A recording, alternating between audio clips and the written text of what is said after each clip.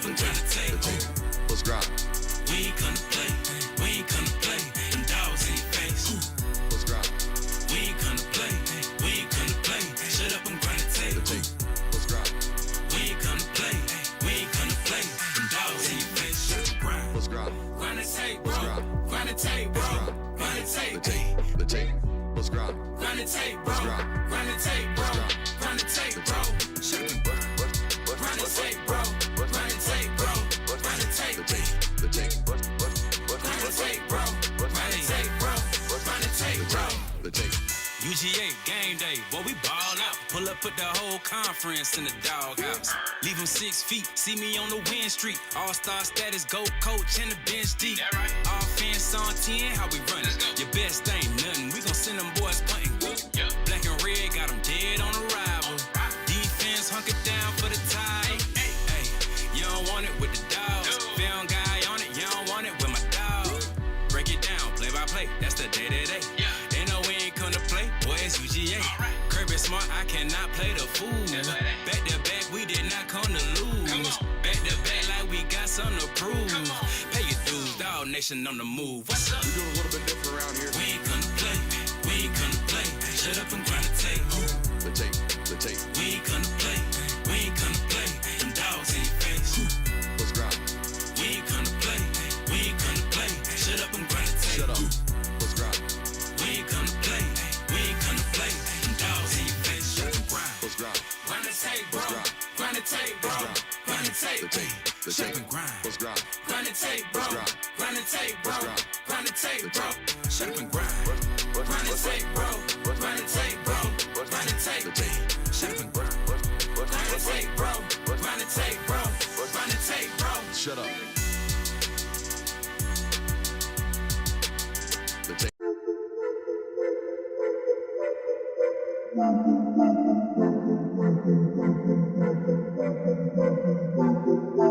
Welcome in, ladies and gentlemen, to MBR, or as we like to call it around here, Nothing But Rants, the show where I find topics that I'm oddly passionate about and I pontificate upon them. These are not hot takes, but rather takes that I'm hot about.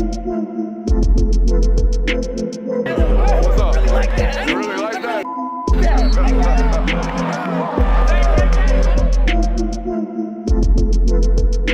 Let's shut up and grind some tape. What is up, ladies and gentlemen? Welcome in to the Film Guide Network on a fabulous Tuesday evening. We got a load of them for you, as always, here on the show.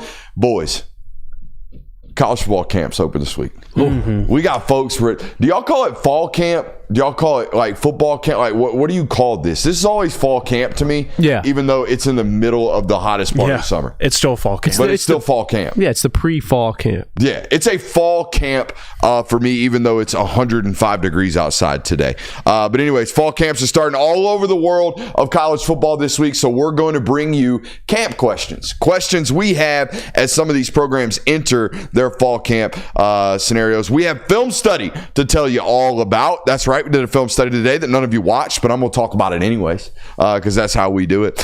We have one program shutting out its media. Talked a little bit about this spring. They made it official today. We are going to talk about it. There's a DJ Lagway update. Got an injury, and his head football coach spoke about it today, so we're going to talk about it today. It's just whatever. Is there a big spender this offseason? You're getting got today. I'm going to tell you that right now. You're getting got today.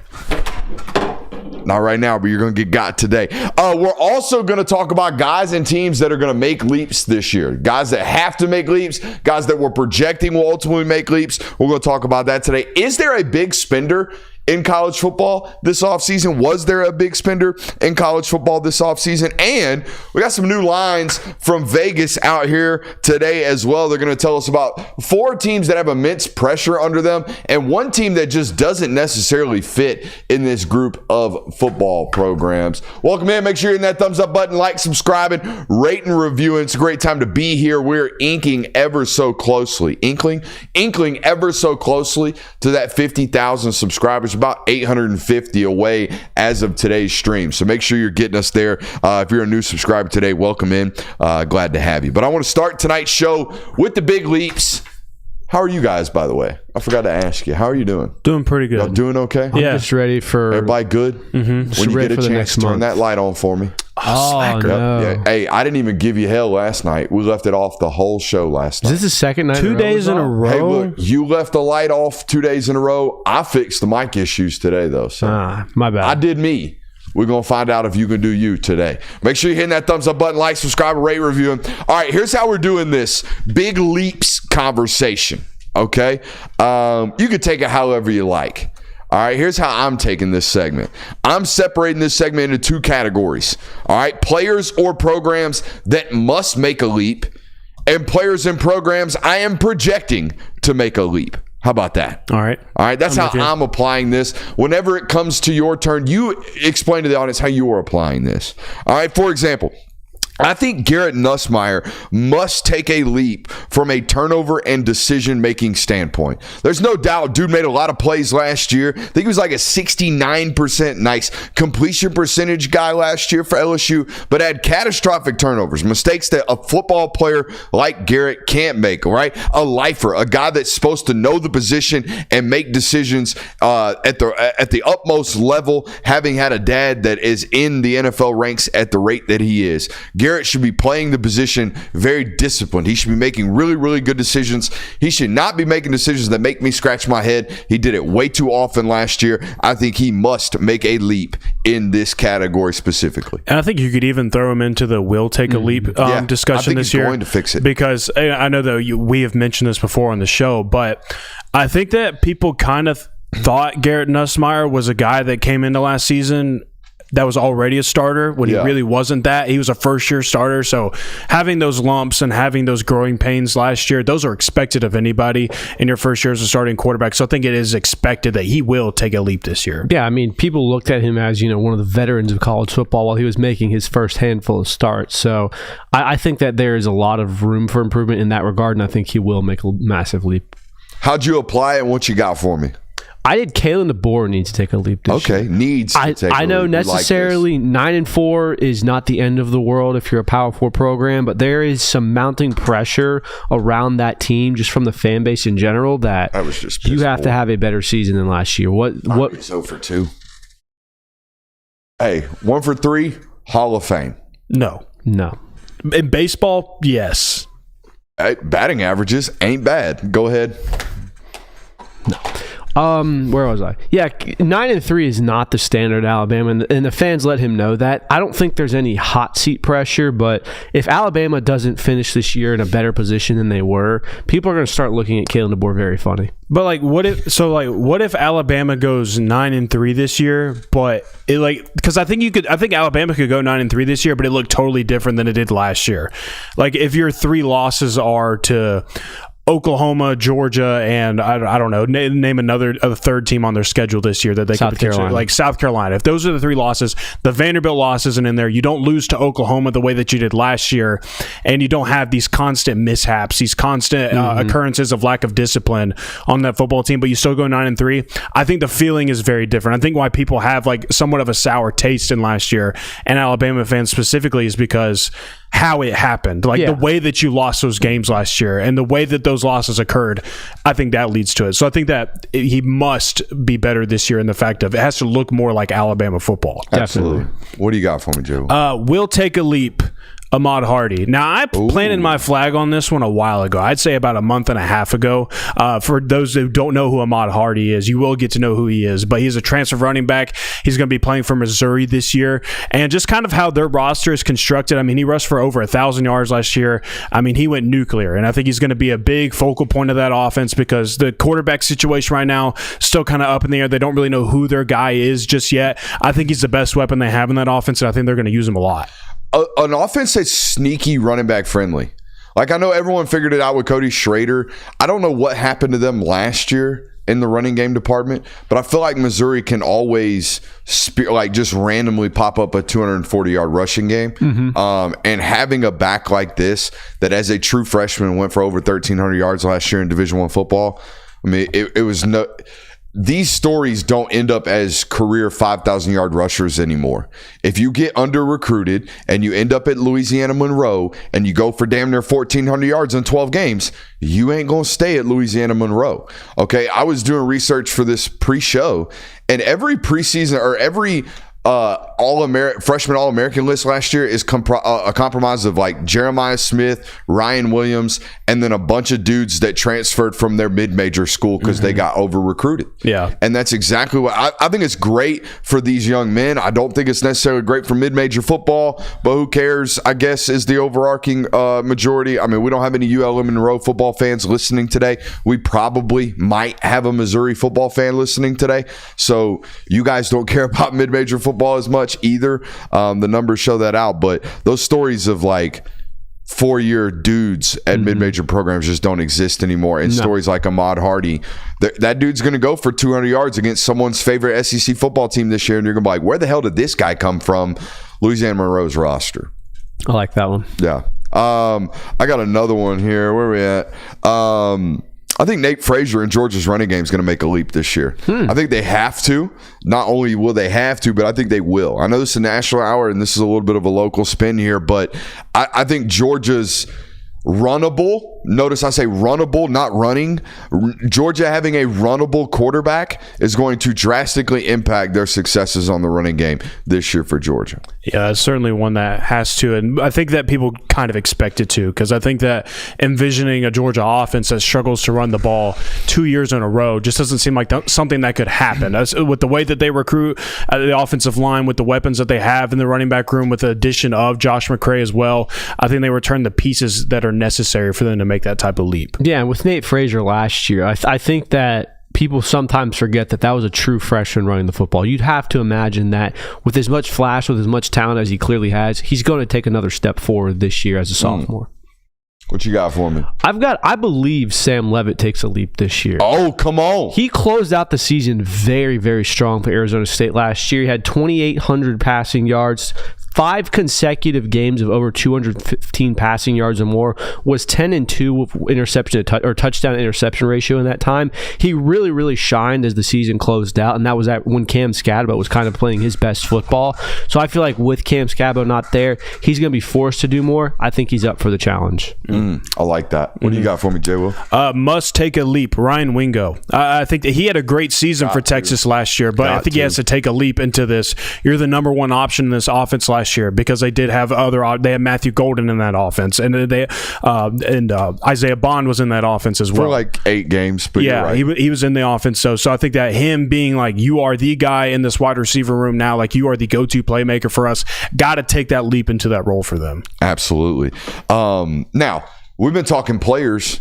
How about a program that I think has already taken a leap under their head coach who's headed into year 3, but I think because of the year 3 rule, this guy has to take another leap, and it's Nebraska. Okay, Nebraska under my man Frost was like a 4.5 win program. They have elevated into a 6.5, 7 win program. Can they take another leap into this 8, 9 win program territory that I think they should be in? Look, I think Nebraska nowadays in modern college football should be like what South Carolina is to the SEC. You're an 8, 9 win program. You should not be dwindling down there in the 4 win programs, 5 win programs. Nebraska should be Iowa. Iowa should be Nebraska, right? They're big rivals. They should equal that in the wins and loss category. I think Nebraska has to take another leap out of this 6, 7 win program into this 8 win, 9 win program. Yeah, and all the signs are kind of pointing towards that's the direction it's going in. Matt Rule has, really beefed up that roster, taking a lot of talented transfers in. Dylan Raiola is entering a second season. Matt Rule has said himself that, year 3 was the year that I predicted for myself that things will start coming together. So I do think that it will take a leap. Do you agree with me that Nebraska should be a second-tier Big Ten program? Oh, yeah. No different than some of these second-tier SEC programs? Absolutely. Yes. All right. I'm just glad we see those correctly or identically. Let's find out who listens to my takes and who retains my takes. Oh. We'll take a leap this year. Tucker Gleason. Who can name him? Who can tell me who he plays for? This is an older take. This sounds like a Big 12 take.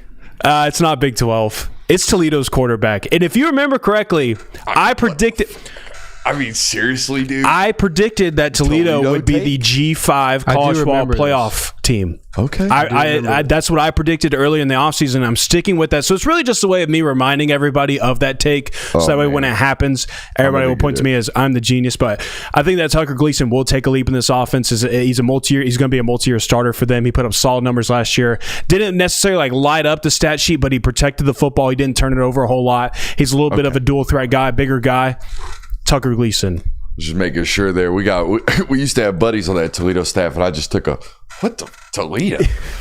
He's since moved off, so we're good. He's on another staff. So we can look at you like, Toledo? Out here storing up the Toledo takes. Mm-hmm. I don't hate it, dude. If anything's going to get us to rocket up the algorithm, it's Toledo takes. Hey, look, he's the one who said Ashton Genty last year, and you did the same thing. Thank you. I did. That's on me. You who the hell is Ashton That's the best part of that video. I did, yeah, the who the hell is Ashton Genty from the Certified Ball Knowers class. Yeah. What do you got for me? I'm buying, or not necessarily buying stock, but I believe this unit will take a leap forward. Oklahoma's offense. We all know what it was last year, and there's a lot of reasons to point to why it was so bad. Quarterback play with Jackson Arnold, Michael Hawkins wasn't that good. Obviously, the wide receiver core was decimated throughout the middle of the season with injuries. They did a lot of things this year, getting John Mateer, the quarterback, adding some transfer additions. I think that they will be a much better unit this year. I don't necessarily know if Oklahoma is going to be an elite program yet, but their offense should be better in 2025. All right, I've got a make or break for a ton of people right here with this football player. Not just for this program, but an entire industry. And that is Mike Matthews. Mike Matthews was a 5-star athlete coming out of Parkview High School. For a majority of his time as a recruit, do you guys remember what I said about him? You liked him at safety. I loved him at safety. Loved him at safety. They haven't figured out a way to get him on the field. Now, he was just a true freshman last year, but he's got to go from 90 yards last year to like 900 for them this year, for them to be like anywhere on par with the rest of the conference. Guys, have you looked at the other receiver rooms in this conference? They're really pretty talented. There are teams with really, really good wide receiver cores in this conference. Auburn, Georgia's really good. Alabama's really good. A&M added pieces this year. Texas has got dudes. LSU's got dudes. Tennessee needs, like I said, Mike Matthews to go from 7 receptions, 90 yards last year to like 45 receptions for 850 yards for them to be on par with what this offense needs to be. They're looking at Mike Matthews with not only do we need you to make a jump, you have to make a jump for us to be a really, really good offense this year. I wholeheartedly agree. And I mean, the offense last year was not what it needed to be. You can blame the offensive line because of that. You can blame Nico Iamaleava. The reality is you need your weapons to help Joey Aguilar this season because you would have to think that there's been a learning curve already. So Mike Matthews definitely needs to have a bigger season. I'll go a different direction. I'll stick with the same team, though. I think Peyton Lewis or Deshaun Bishop must take a leap this year because the DNA of that football team, as great as it would be for Mike Matthews to have 900 receiving yards for them in that offense, is predicated around the run game. And so you had Dylan Sampson, who was a fantastic running back for you, and you've had other really good running backs come through that program. I was about to say, dude, they've plugged and played them. Yeah. Jalen Wright was a dude. Dylan Sampson elevated, and then are you going to be that? Yeah. One of you two. It looks to me, at least when Dylan got hurt, it looked to me like they were two platooning those two backs. They were. It looked like they didn't know which one of those young backs was going to be the guy. I think early on, that offense needs to feature one. Do you agree, Jonathan? Oh, yeah. Even when Dylan Sampson was on that roster, they featured Wright. I think they need to feature one of these backs. They got to figure out which one of them is the better one. I think you hit the nail on that. That's what they've always done is they've had one featured back. Like they have one guy that they just give a bunch of carries to, and then they sprinkle in some others when they have to get them off the field. So I think one of those guys during fall camp has to emerge as that. Guys, this makes sense because they play with such pace. We can't be rotating guys in and out anyways. Like if you're in, you're in. Or you're in for the series. You're in for the possession. We're going to feed you if you're hot. You got any more? Yeah. I've got another player who I think needs to take a step forward. Avery Johnson for Kansas State. I like this. 3,300 yards last season. Not good enough. Just wasn't great. I mean, 58 completion percentage. What was the all-purpose? We can't be looking at a guy like that just passing yards. 3,300. That was all-purpose? 3,300 yards all-purpose. He That's threw not for enough. for like 2,700 That means passing their yards. offense probably only put up like 5,000 yards of total offense. Yeah. So I mean, 8-4 last season wasn't bad, but with as much as we've talked about how the Big 12 is wide open, you are one of the most experienced quarterbacks in that conference right now. You need to take that step forward to help your team. I want to challenge everybody right now to step it up and hit that thumbs up button in the chat. We got way too many people watching right now having not hit that thumbs up button. So I know if you're watching on mobile, it could be a little bit difficult. Just turn your phone back vertical for a second, hit that thumbs up, turn it back landscape. We'll get right after. By the way, 5,549 yards. 5,500. I said 5,000. That's not close enough. If you'd have told me 5,055, I'd have been like, ball no. But no, that we were close enough right there. Well, I was telling you that so you could be better. Oh, you need to be better. You coaching me up right now. I appreciate that. I'll take that coaching. Speaking of taking coaching, this guy don't need a whole lot of it. This ain't a needs to take a jump. This is one of those will take a jumps. Bryant Wesco last year. Remember me watching Clemson spring game, preparing for that Georgia-Clemson matchup and telling y'all about number 12? Like, this true freshman wide receiver is going to be a dude. He went for 700 yards last year as a true freshman. I think he's going to go for 1,100 this year. I think we got a plus 1,000-yard receiver in Bryant Wesco. And here's the deal. However good he can be is only going to accentuate Antonio Williams for this offense. I told you you wasn't going to be walking around these streets today, and you wasn't. Just threw it on the floor. On the floor. On the floor. Dead bug. Let your homies know this is where you gonna lie. You come up here. What's up? That was crazy. That was crazy. Do you have any more? Will take a leap. Marcel Reed. I think that he belongs in the conversation of Garrett Nussmeier. I think it's inevitable that he's going to take a leap this year because he was kind of, and he was, I shouldn't say spot playing, but that's kind of his spot starting for Texas A&M last year because Connor Wegman was kind of dealing with some injuries and it felt like Reed just kind of took it over and they felt like he was going to be the guy for the remainder of the year and then leading into this year. And then as we saw when we did our film study on him is they really didn't have an offense that was made for him, that was catered to him. They were kind of just making it super simple and giving him concepts that he could really work with this year. I think that Coach Klein is going to get him an offense that is really catered towards Marcel Reed. Hey, I heard he done put on some weight this offseason. Oh, even better. Yeah, played probably 187 last year, I think is what we said. I think he's going to roll into camp about 205. Okay, and I think he needed it. Definitely. I know he needed it. Yeah. What do you got for him? I might be putting blind, naive confidence in this leap, but I think Florida State's offense is going to be better this year. Ooh. DJU was not the right answer at quarterback. They did not have enough talent. Exactly. Like Gus Malzahn typically takes guys like Thomas Castellanos. For as much as he's been talking, it's kind of the perfect skill set for Gus Malzahn to mold and to make better. I don't know what Florida State's going to be, on the national level. I don't know if they're a 500 team even, but that offense should at least be competent, which at times it was not last year. As the chat say, it's hard to be much worse. That is they true. Were putrid on offense. Oh my gosh. They couldn't do much of anything. We can only go up from here. Yeah, big time. I had to write this in phonetical spelling. Kingston Vili Amuasa. All right. Also known as number 27 for Notre Dame. Yes. When you're getting playing time as a true freshman at inside linebacker for the Irish, you're a dude. You're going to be a dude. The tape said he was going to be a dude. Now Jack Keisner leaves the room. They're going to slide this guy in. And I'm going to tell you what. Kingston, we're just going to call him Kingston. Kingston is going to be him. Okay? It's going to be him. Watch out for number 27 up there at Notre Dame. Let's play another game with this one. By the way, Notre Dame fans, we said nothing but complimentary things about your football program last night when we ranked teams.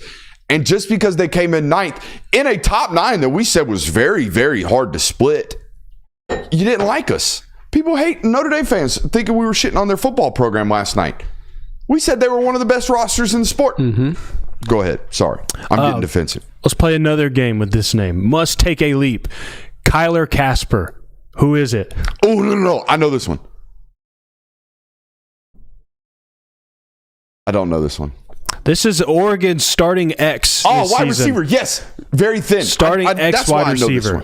Because I have who is Kyler Casper written down on my camp questions. Okay. Well, he must take a leap. Because this is a former 4-star recruit and a very rare Dan Lanning offensive guy. He's been there. He was part of Dan Lanning's first roster when he took the head coaching job at Oregon. And he hadn't done anything. Like, I think last year he had 27 receiving yards, and now he's going to be a starting wide receiver for them, and they've already lost Evan Stewart, so somebody's got to evolve into this playmaker for them. He's 6'5". He's got the build to be an X wide receiver, but he's got to make the plays for them this year. He has to take a leap for them. This is my final one. I think this player is the most crucial, that if you don't take a leap, your team will not go where people are thinking it will. Drew Aller for Penn State. Yeah. We've talked about it all the time, and there's people projecting that Drew Aller will make that leap, and that's why he's, a first-round draft pick, and Penn State's the national champion to some people. If Drew Aller does not take that leap, none of those things happen. So he is the absolute, this guy needs to take that next step. You stole my Ahmad Hardy take, which is fine. The mid-major cool names is your alley anyway, so I'm not even going to try to occupy that lane. That's all you.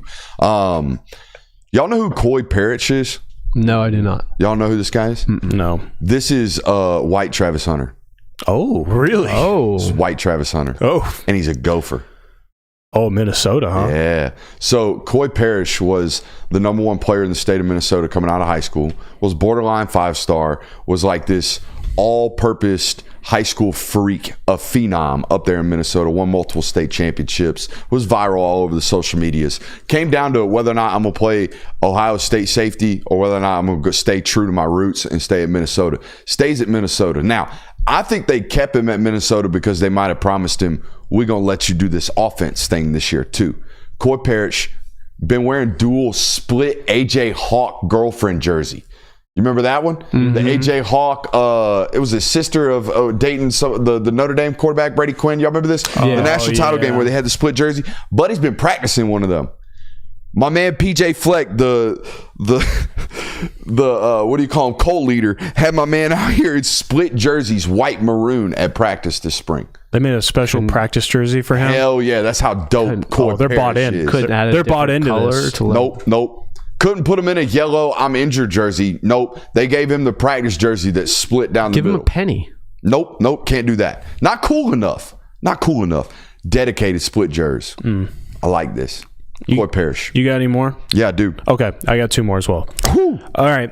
It wouldn't be a name a player list if I didn't do this one or if I didn't do this type of player. Jaden Barnes, App State wide receiver. See what I mean? Just his area. Is this number 1? Does he wear number 1? Yeah. Well, he transferred in this year, so I don't know what number he wears for App State, but he played at Austin Peay last year. He's from the state of Georgia, played at Langston Hughes High School, had over 1,000 yards for Austin Peay last year. This is both a shout-out Dowell Loggins take and then also shout-out Jaden Barnes. I think he's going to do really well. They have A.J. Swan as a quarterback. I don't really know what the opinions are of A.J. Swan as a quarterback, but it's at least a guy that has SEC experience, is going to be playing at App State this year. I think Jaden Barnes is going to be a really good weapon for them. It's a good take. It's a local take. AJ Swan got to win that job, by the way. They got another. Not even. They transferred 2 Power 5 retreads in there. They got AJ Swan in there, and then they got a big stretch from Iowa State. Ooh. They got some 6'7" joke. Oh, I remember this guy. He started a bowl game a few years ago. Yep, that dude. So was he at Iowa State or Utah State? I think it was Iowa State. I got it right here. My man JJ Cole is his name. Let's see where he's from. Yeah, no, Iowa State. 6'7", 245. It's a big man. 9 for 11 in that bowl game that you saw him play in. So, not a lot of run. I got one more. You want your last one? I'm going to save this one. I'm going to kind of... You want the curtain call? I'm gonna get a curtain call on a take that I hope no one remembers unless it hits. Oh, okay. Must take a leap. Deuce Robinson at Florida State. Oh God, yeah. This is both a must take a leap and like I want you to take a leap this year because I thought Deuce Robinson was going to be really good at USC. They said you was finna be Aaron Judge, homie.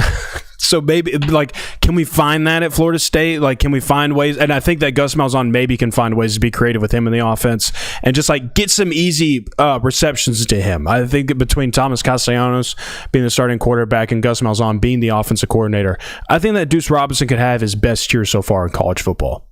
I don't know, man. You watched the tape on Thomas Castellanos, 25 yards downfield. I'm just talking about some quick hitters, though, man. Yeah, I'd like to add one more player to my leap list. Yeah. This player absolutely has to make a leap. Harold Perkins. Yeah. For what we saw in 2022, that freshman year, it hasn't. Now, I know he was injured last year. He missed pretty much the entire season. I think he got injured week 1. You've got to be a better player. Like, you have to show that flash and potential that you did your freshman season. All right. I'm planting the flag. You ready? Now, he's got a generic name, and it's unfortunate for him because generic names just don't get the pub that they should, I feel like.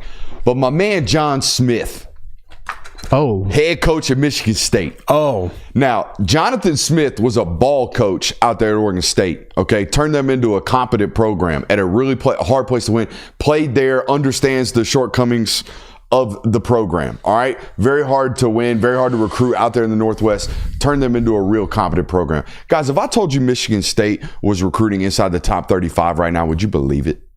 No, honestly, if I told you Michigan State had 22 commits in their 2026 class, would you believe it? I'd believe 22 commits. Being in the top 35, I would. They're out here working. Like, my man John Smith has turned what I thought was a dead pulse football program into something that might be building, which is why I'm paying close attention to Aiden Childs this year. All right. Played competent football. I would say beat DJU out for his job at Oregon State. Was handpicked to transfer to Michigan State with Jonathan Smith. Didn't have a great year last year. I would argue didn't have a lot around him. They've replaced him with, put around several transfers with them. Guys, they won 5 games last year. I thought Michigan State was a 3-win football program last year. They weren't. They scrapped out a 5-7. I think they may scrap their way to a 7-5 this year. I'm paying attention to Michigan State this year. If Michigan State can become anything similar to what they were in the Mark D'Antonio era, that conference would be a lot more fun. Yeah. A lot more, have to pay attention to it every week. A lot deeper.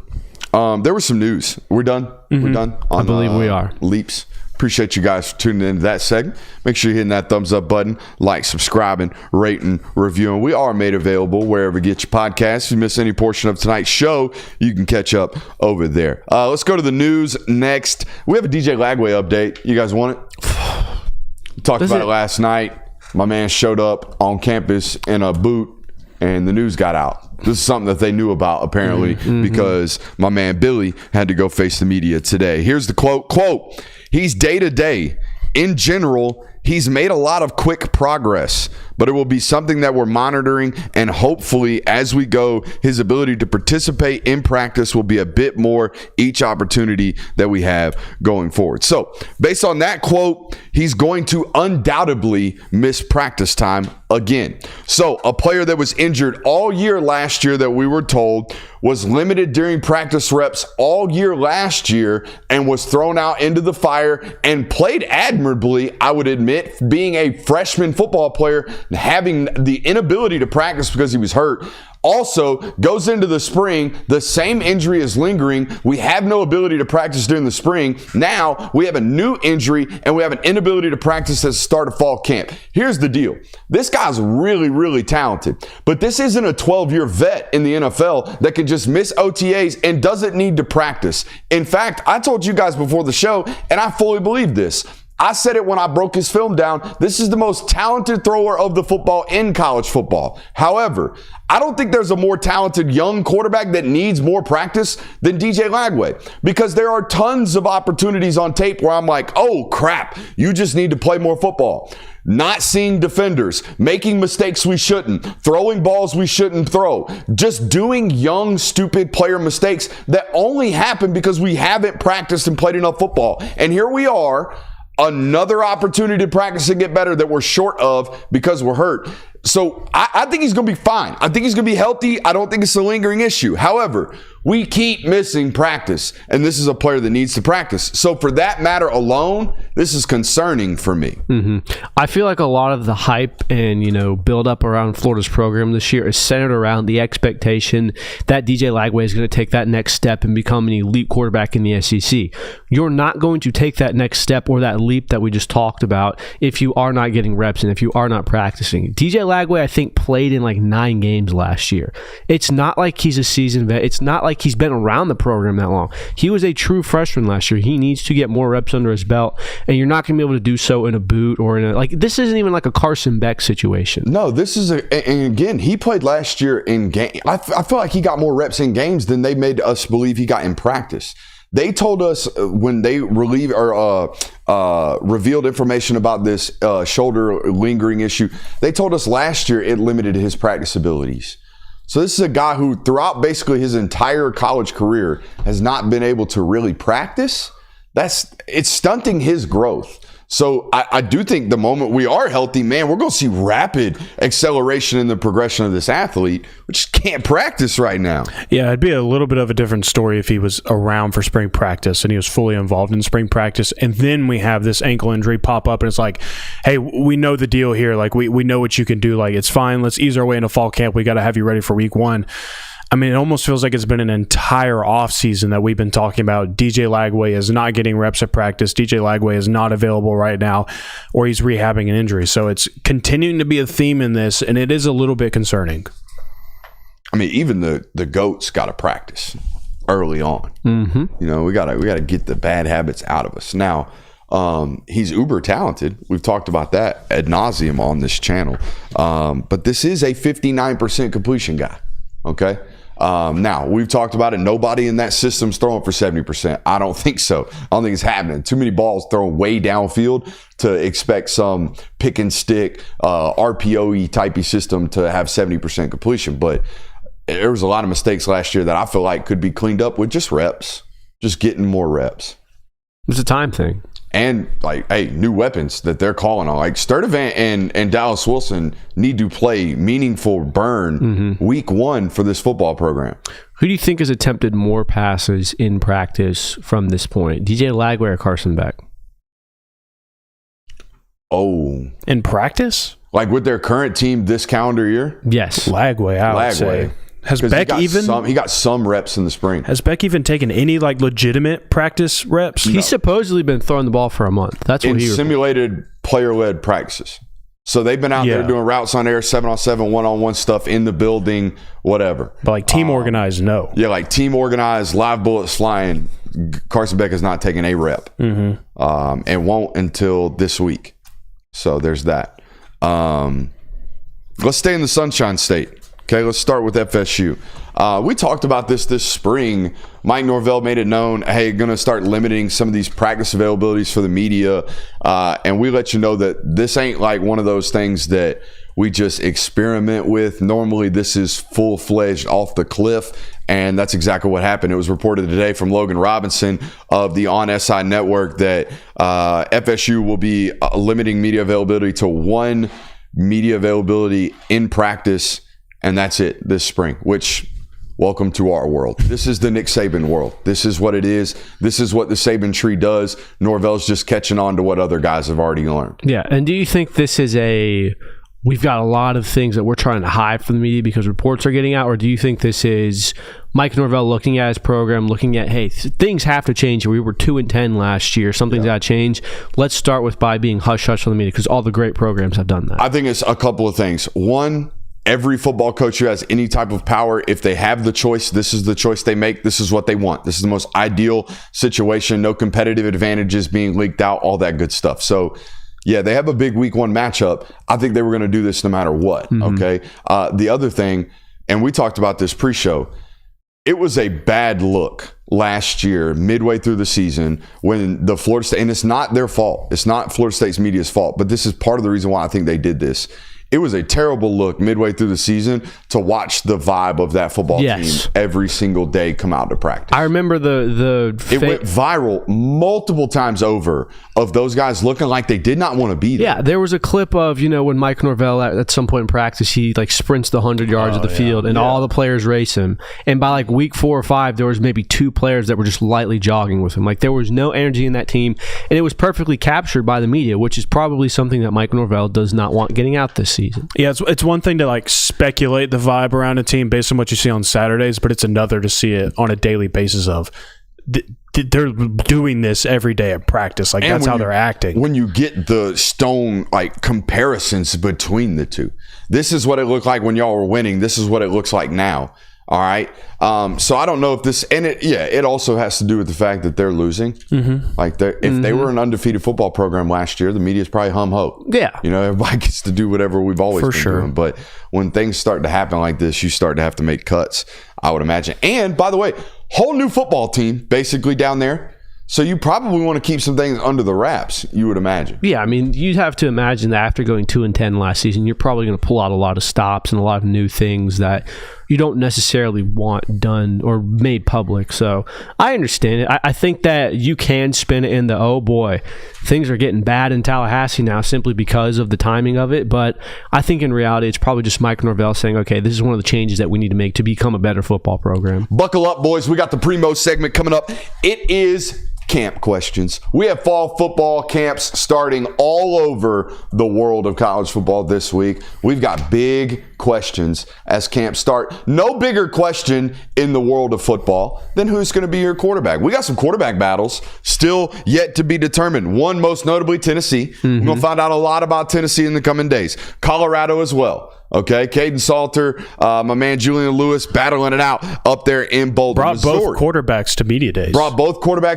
Tweeted out both quarterbacks today, rolling right, throwing a nice little check down pass. Okay, so there's that quarterback battle we're going to find out a little bit more about as camp begins. Missouri has a quarterback battle. Though, you brought in a transfer quarterback. Normally, history says you bring in a transfer like Bo Pribula, probably going to start that guy Sammy Horn making a decision. We think he's going to come back to college football after having been drafted in the 17th round of the MLB draft. So also coming back from an elbow injury. So we'll see what that ultimately looks like. The rare Tommy John football player, not Tommy John football player like Carson Beck. Ohio State, kinda.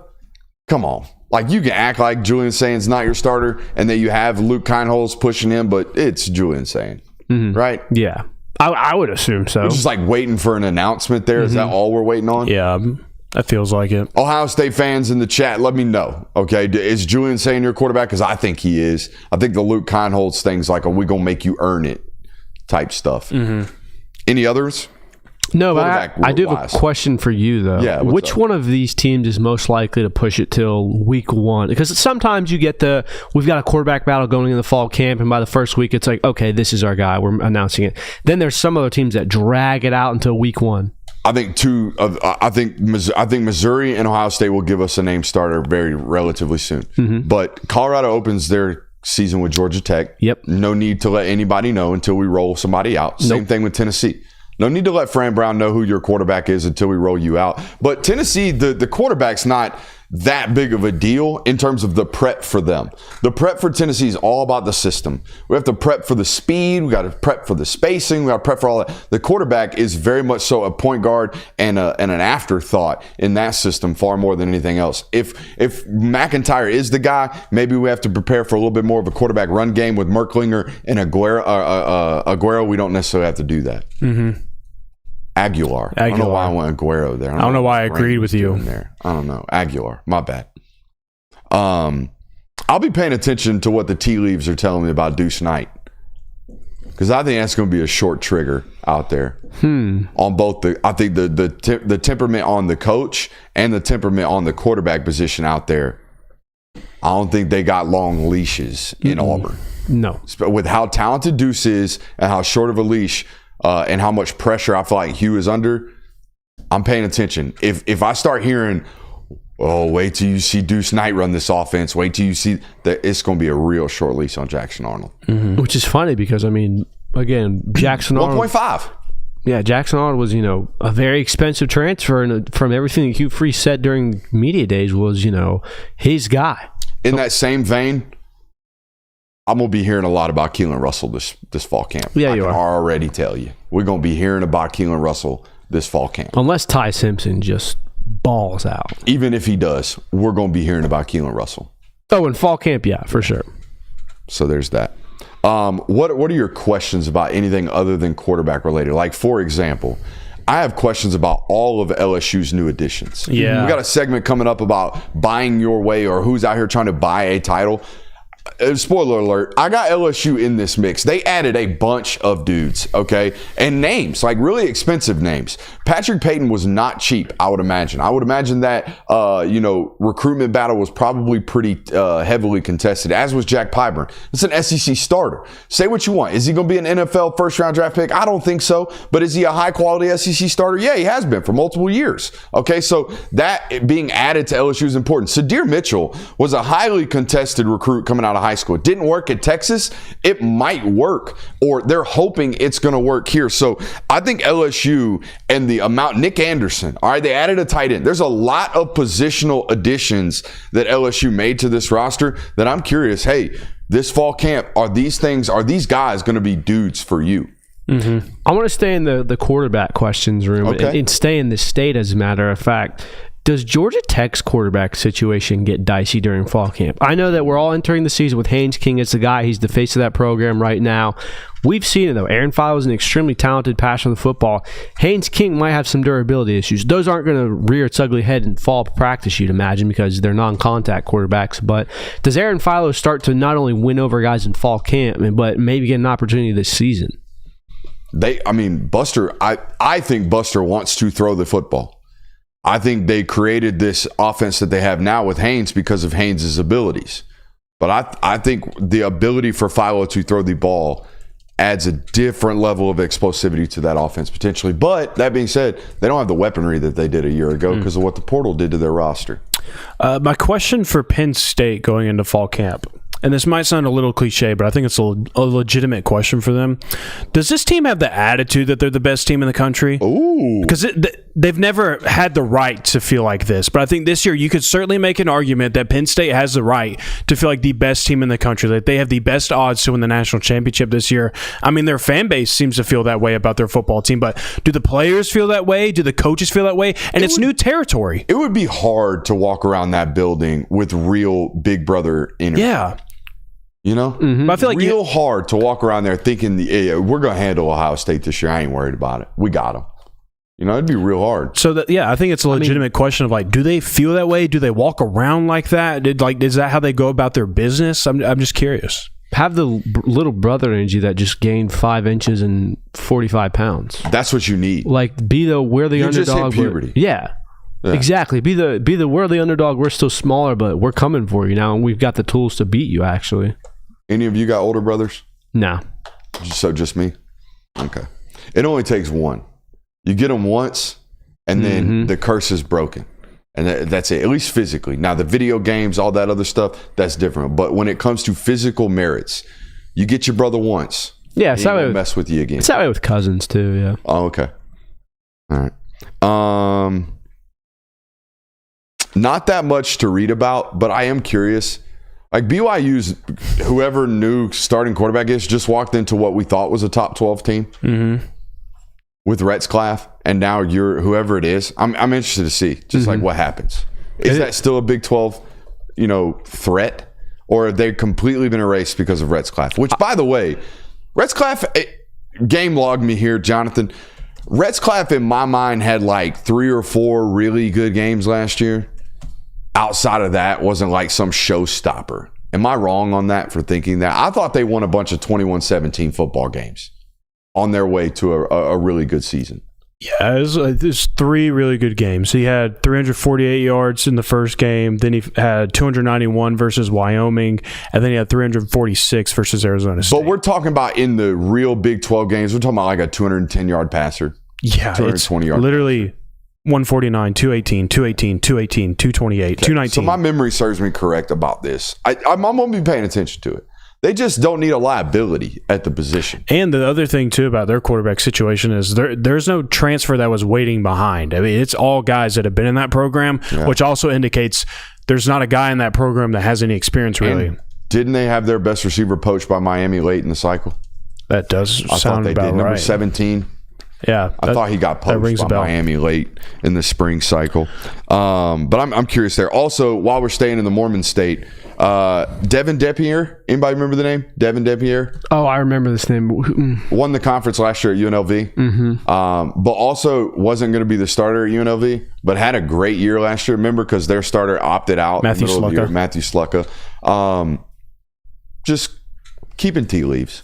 Just paying attention. Just going to see what it looks like. A question for Alabama. Can this be the most complimentary team in Kalen DeBoer's head coaching history? Like, can we have – everybody focuses in on the offense, but I think that if he can get a defense, and I think they have all the tools in the world for this to be the case for them in this conference. if they can be really good defensively on top of making strides offensively, I mean, I don't know a time in Kalen DeBoer being a head coach where you could say he had both a really good defense and a really good offense. Like, they were good at Washington, but they weren't really good. Like, they had some slip-ups every now and then. They're also playing against some pretty porous Pac-12 offenses, to say the least, as well. Can they be legitimate on both sides of the ball? Let's give another call out right now. Make sure you're hitting that thumbs up button on the stream, okay? Appreciate Rudes for doing the Lord's work in the chat today, encouraging people to do exactly that. Make sure you're hitting that thumbs up button. That's how we get found by new people, okay? Y'all engaging in the chat, y'all hitting that thumbs up button during the live stream is really important for the algorithm to put us in front of new subscribers or potentially new subscribers. And if you're new tonight, appreciate you for being here. Hope you are enjoying the show. I think Oregon, of all of these top 10 football programs, has a lot to figure out during fall camp, most notably at the receiver position. Evan Stewart obviously out. How good is DeCarrion Moore? We'll find out this spring. You talked about Kyler Casper earlier in the show. Anybody know who Gary Bryant Jr. is? No. Nope. He's a starting wide receiver for Oregon. He was a backup for multiple years after transferring from being a backup at USC. Okay, like it's almost become like a major concern for a top 10 football team. The schedule is what the schedule is. They got to figure out who their weapons are going to be at wide receiver this fall camp. You got any more, Kirby? Yeah, I've got one. And this is kind of a niche question, but I want to know, is there any indication that Indiana is going to be anywhere near as good they were last year? Because Kurt Cignetti has been on his soapbox. They've talked about a lot of things, but they're replacing a lot of components. And by the way, they don't have the underdog sleeper cell. I mean, I know Fernando Mendoza is supposed to be a pretty good quarterback. Curtis Rourke was that for them last year, but there's a lot of moving parts to Indiana. I think people are just kind of coming into the season assuming, okay, Indiana is one of these pretty good tier 2 Big Ten teams right now. You got any more? I do. Tennessee. Does this team play collectively? And I don't want to speculate too far into this, but there's just been some things around this program this offseason that... Not me. I'll do it. The Nico thing, the Mike Matthews? Football brain's going crazy tonight. The Mike Matthews thing, maybe threatening to hit the portal. Now the Boo Carter thing. Obviously, Jamal McCoy's not a concern, but it's an injury. Like, there's been a lot. There's just some signs around this program where I'm like, I don't know if we're in the right headspace to be heading into a season where we already feel like there might be a little bit of a dip, and everybody's just going to handle this with grace, and everybody's going to push through it. Like, if you're on the precipice of being 7-5, if that's the track record you're going on, is everybody just going to remain checked in on this football team and say, like, we're still building up to where we want to be? Maybe we're another year away. Like, we still have really good pieces in this football program. In another year from now, we'll be right back where we want to be. But can that roster handle that, or will it just completely collapse? When the zeros hit against Ohio State, their highest valued players on their roster were Nico, Mike Matthews, and Boo Carter. Agree or disagree? Jamal McCoy's probably more valuable than McCoy. James Pierce was probably there. Well, went to the NFL. Yeah. But coming back. Yeah. Okay, yes, right. Coming back, yes. We would all agree those were probably their highest value football players. All three of them have done hostile negotiation tactics per reports since the end of the football season. Now, they retained two of them, but I'm with you in the sense that I'm not saying it is a whoa, what the hell is going on here? But it's more of a, you're right. Hey, pay attention. What is going on here? Y'all have got some players leading or using their power and wielding it against you at a different rate than some of these other programs. And I think And I think it's weird, too, because like Josh Heupel is obviously conveying the right message. And he did that with the whole Nico situation of they made a stance and they made a very loud stance to say, like, this is what we like. This is about Tennessee. This is about the Orange, like all that stuff. And yet it does. I don't know if like the message isn't being like taken in by the players or what, but there's just something weird going on there that I'm certainly paying attention to. Yeah. I look at it kind of in the way that, and I'll go ahead and do it because we're 9 minutes away from the local hour. The things that happened with Georgia last year to where we talked about, there's a lot of players coming up and say, I was kind of thrust into this leadership position. Yeah. It's not a problem. It's not necessarily anything to raise a red flag, but it is something. It's something to look at. Yellow. And you're like, this is suspicious here. Yeah, let's be cautious when we're swimming in the waters. Exactly. The toe might be under this. Cheesy as hell. Does Florida State have a prayer week one? And I'm gonna find out during fall camp, despite the fact that they've limited media participants. Okay, we're gonna find out what the coaching staff and the insiders and the intel down there in Tallahassee feels about this football program going into week 1. Because somebody, if they have a chance in hell, somebody's gonna try to pick this team to beat Alabama. Somebody's gonna do it. Somebody in that media base is going to ride this bandwagon and think, we are back.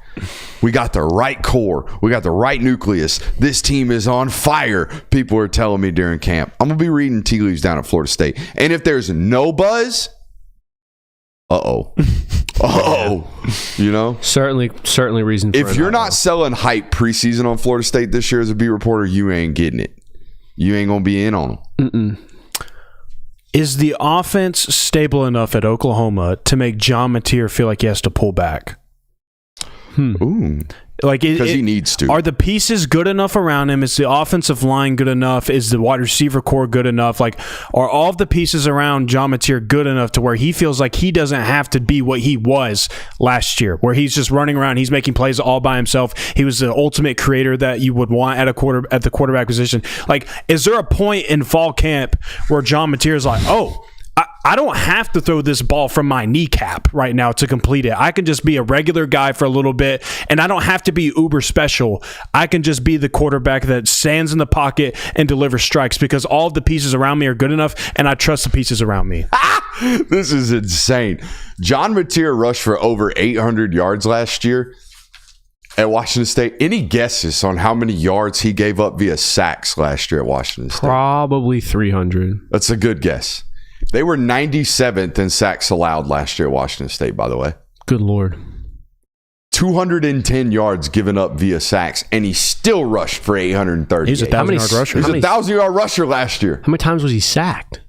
I just told you 32 times. Well, I told you 97th overall. He was sacked 32 times last year. It's not good. No, it's not. But I'm with you. We can't go into every football game thinking we got to be a Superman. Because if we do, we're going to turn the ball over ad nauseum this year at Oklahoma. I'm with you. He's got to be able to find the happy medium between, hey, it's 3rd and 4. We need you to be a superhero, not on 1st and 10. So we'll see how that ultimately ends up out there.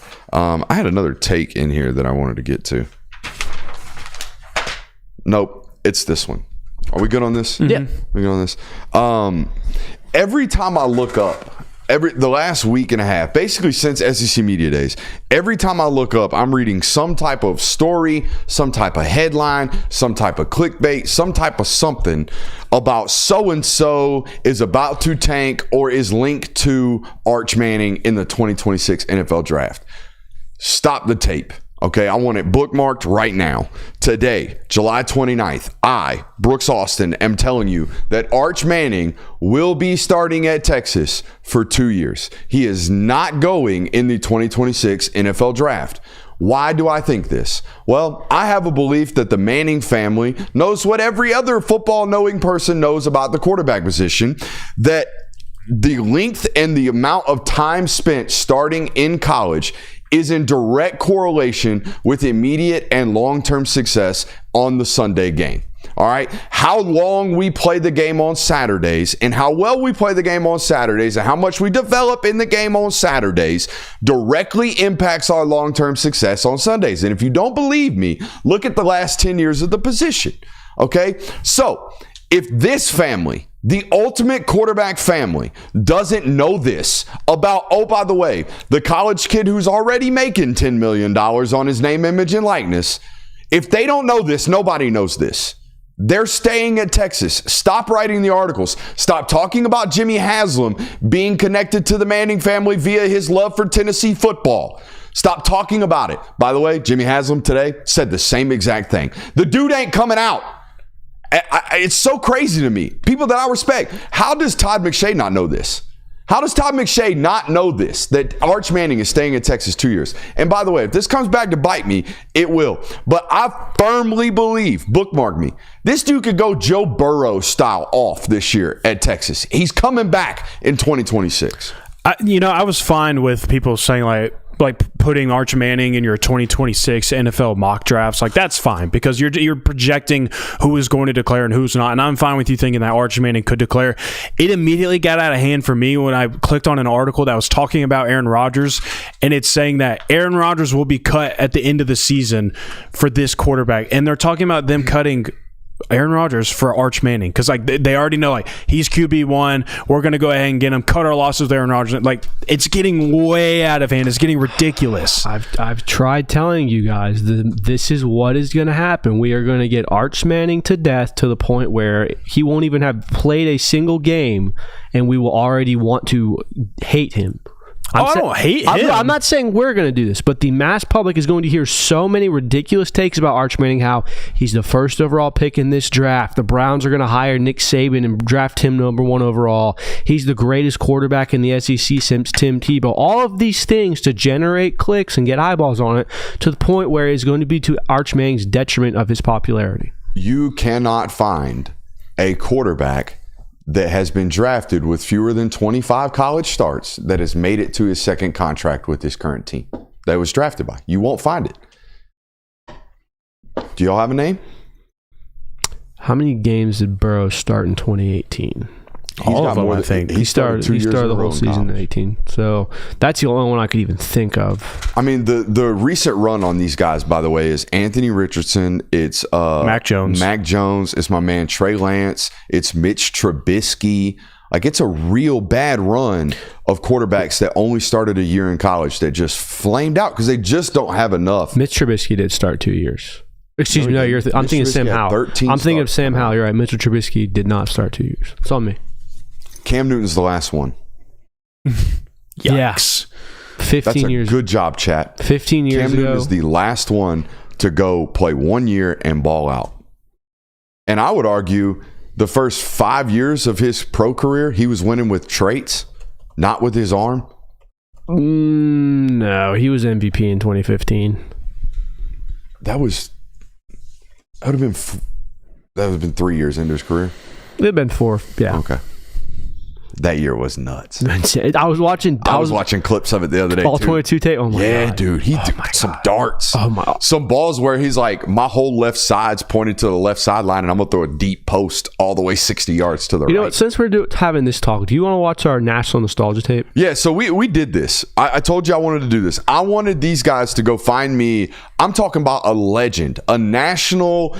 If everyone knows this college football player, go find his high school tape and let's see if we can identify him just off his high school tape. Let's do this. Now, I will say, while you're heading to the board, there is a lot of playing out of position here. Okay. Playing out of position of what he did in college and what he obviously does now on Sundays? Correct. Okay. Oh, wow. This is Georgia tape, isn't it? That looks like the Georgia Dome to me. Don't look at the title. I'm not looking. You said he's playing out of position? Yes. He was mainly a defensive guy in college. All right, so he transitioned to defensive end in college? Correct. Huh. A white dude that plays defensive end.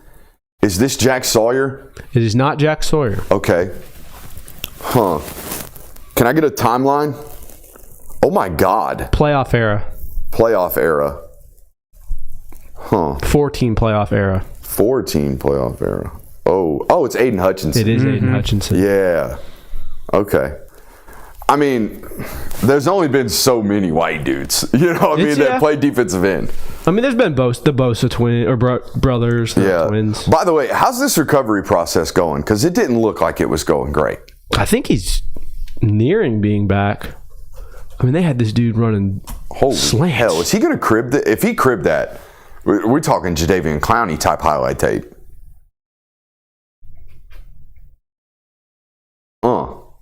Playing the triple like a boss. He is practicing. He's back? Yeah, he's back. Okay, good for him. It was a pretty catastrophic injury. Wasn't it? Yeah, nasty. Pretty bad one. All right, so good for him. Glad he's back and able to practice with them Detroit Lions. We had a couple more segments here. Oh, speaking of the Big Ten, we did a film study today on Drew Aller.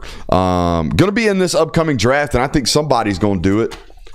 Somebody's going to draft my man Drew. very early on in the process because of how big and talented he is. I've studied Drew Aller several times through several games at this point, and I, for the life of me, can't tell you if he's any good.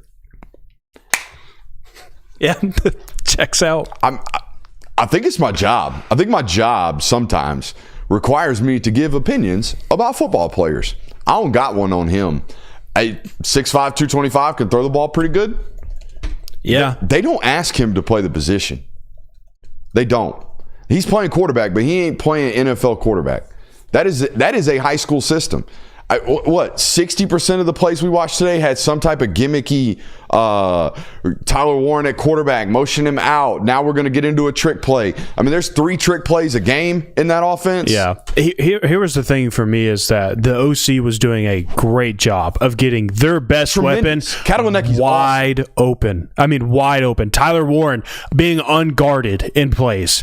And yet Drew Aller was making it difficult. Like it was not just clean pass and catch, like, oh, my best weapon is running wide open down the field. Let me just get this to him and it's a touchdown. It was like it turns into a back shoulder ball, stops his momentum, and instead of it being a 30-yard gain, it's 15 yards. Like even the easy stuff wasn't easy. That was what was concerning to me. It was weird. It's. I feel like it's kind of been that way though. Like the upside is there. You see the talent. You understand why everyone's kind of high on this guy, but the execution has never really been there, and it even dwindles more when you said it. Like when you go into top 10 opponents, when you play big marquee games, the production has not been there. So, you know what? I got into the theory of I think it's why they're so hamstrung in big games. We learned this covering the guy that we cover. Kirby Smart is an adamant believer that you're not gimmicking your way to road wins. You're not gimmicking your way to beating big-time football games. Like, you're not winning games by tricking opponents. You have to line up and beat them. And they get into these gimmicky situations where eventually you're not going to out-gimmick Ohio State. Eventually, it's going to come down to fourth and goal at the 1, or worse, first and goal at the 3, and you're not going to be able to punch it in because we've been trying tricks and trades, and we're going to motion tight end or offensive linemen out at wide receiver. We're going to bring them in. We're going to do all these gimmicky stuff. And like sometimes, just got to be able to line up and beat the guy in front of us, and they don't seem like they can do that. Now, I know they can't do it at wide receiver, and I know that they've added, Kyron Hudson and got the Tabor kid over from Syracuse and added another couple transfers in at wide receiver. But, like, at some point, the Jimmies and Joes got to be good enough to go win. We can't just be out here trying to, do magic tricks for 4 quarters. Mm-hmm. Did they have a 30-plus point performance against the top 25 football team in recent memory? I mean, Boise State. Okay. And he played lights out in the first half of that. He looked incredible against Boise State. And they beat the crap out of SMU. Yeah. That's right. So they have with 2 pick sixes. Oh, yeah. Very true. Yeah. So it's very interesting to me watching that offense. And when we did it, we watched a bunch of quarterbacks over and over and over and over again over the last month on this channel. And it's crazy to me how some of these guys are getting asked to play in like real full field progression systems, and some of these guys are being asked to do very simplistic things. Mm-hmm. Him being one of them. This is a 2-year starter last year that we watched on tape, going on to year 3, that really isn't being asked to play the full-on position. It's going to be a real hard transition and projection for NFL draft guys. Mm-hmm. And they're going to do it. Somebody's going to draft this guy in the first round next year. And they're going to wonder why he has so much growing pains to go through. Mm-hmm. Of course when he gets there. But y'all should watch it. It's definitely worth watching. There's some teams favored in every single game this year. Do we want to get to this or save it? Let's save it. Yeah, I'd say we save the rest. Hour. Yeah, we got to get to a local hour. All right, we got a local hour coming up right now.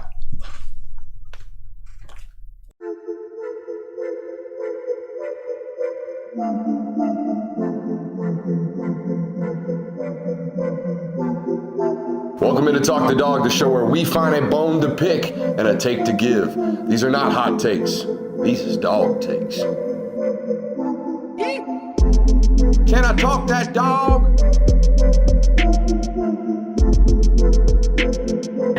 What's up? You really like that?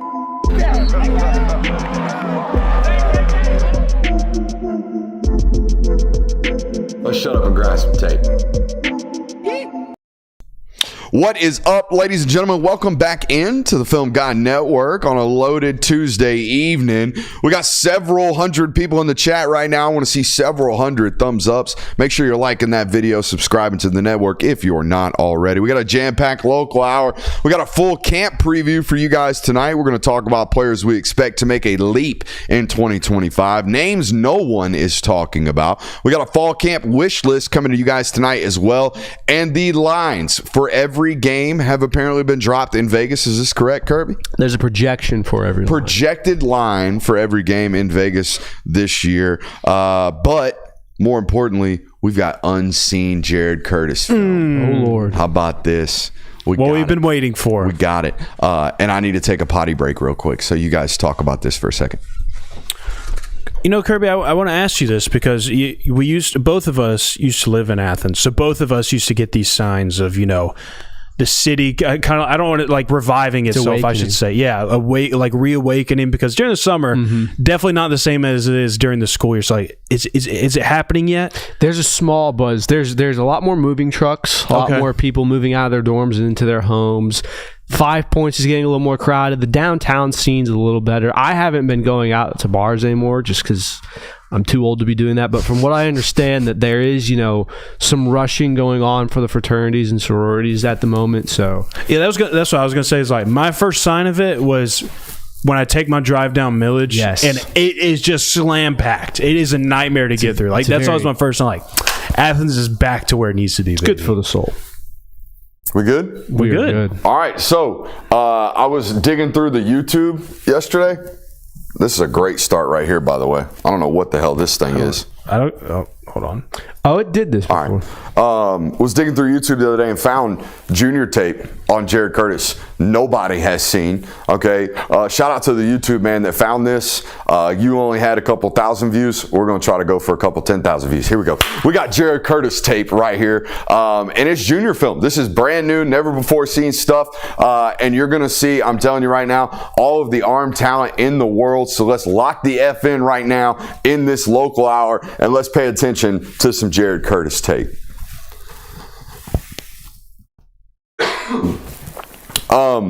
One thing I've noticed about dude, after watching several years now of high school tape, give me the keyboard. One thing I've noticed about dude after watching several years now of high school tape, he got big mitts. This dude's got big old hands, all right? Loves to trick around with the football, loves to hide the football behind his back. Big time pump fake guy. This ain't one of these, ooh, I'm gonna double that. Nah, he gonna give the full-fledged Ben Roethlisberger pump fake. I feel like Ben Roethlisberger got the best pump fake in the history of the NFL. This is akin to it, and the only way we can do it is if we know we got them big mitts, we can hold on to that football all the way through the stroke. Easy juice right here. This ball is thrown on the backside of the 50, and it lands inside the 5. Looks right tight, there. like a spiral. Looks like a tight spiral. And a very tight spiral and a tight spot right there, Curb. Now, all right, good thing to note right here. Televised football game, AstroTurf field.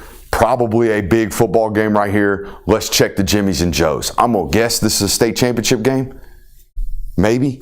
Look up who we played in the state championship game for me, Jonathan. All right.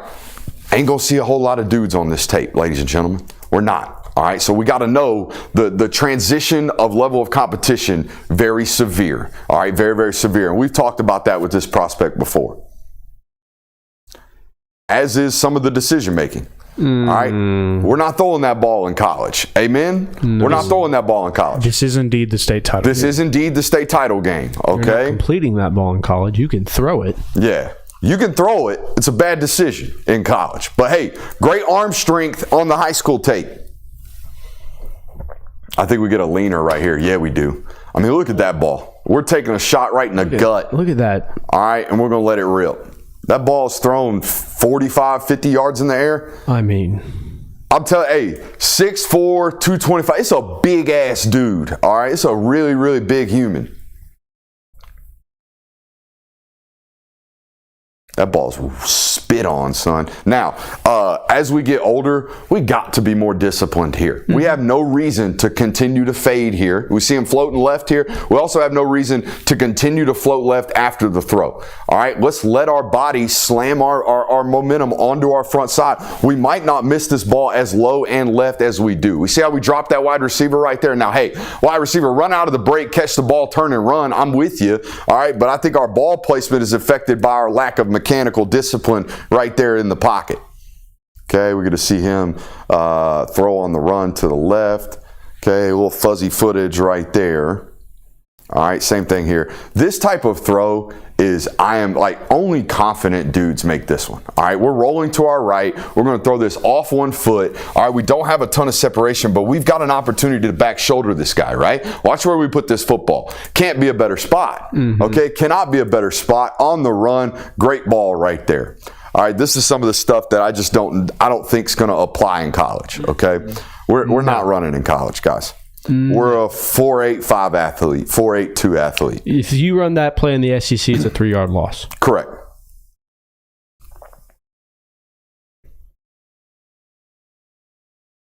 I want you playing on time, bud.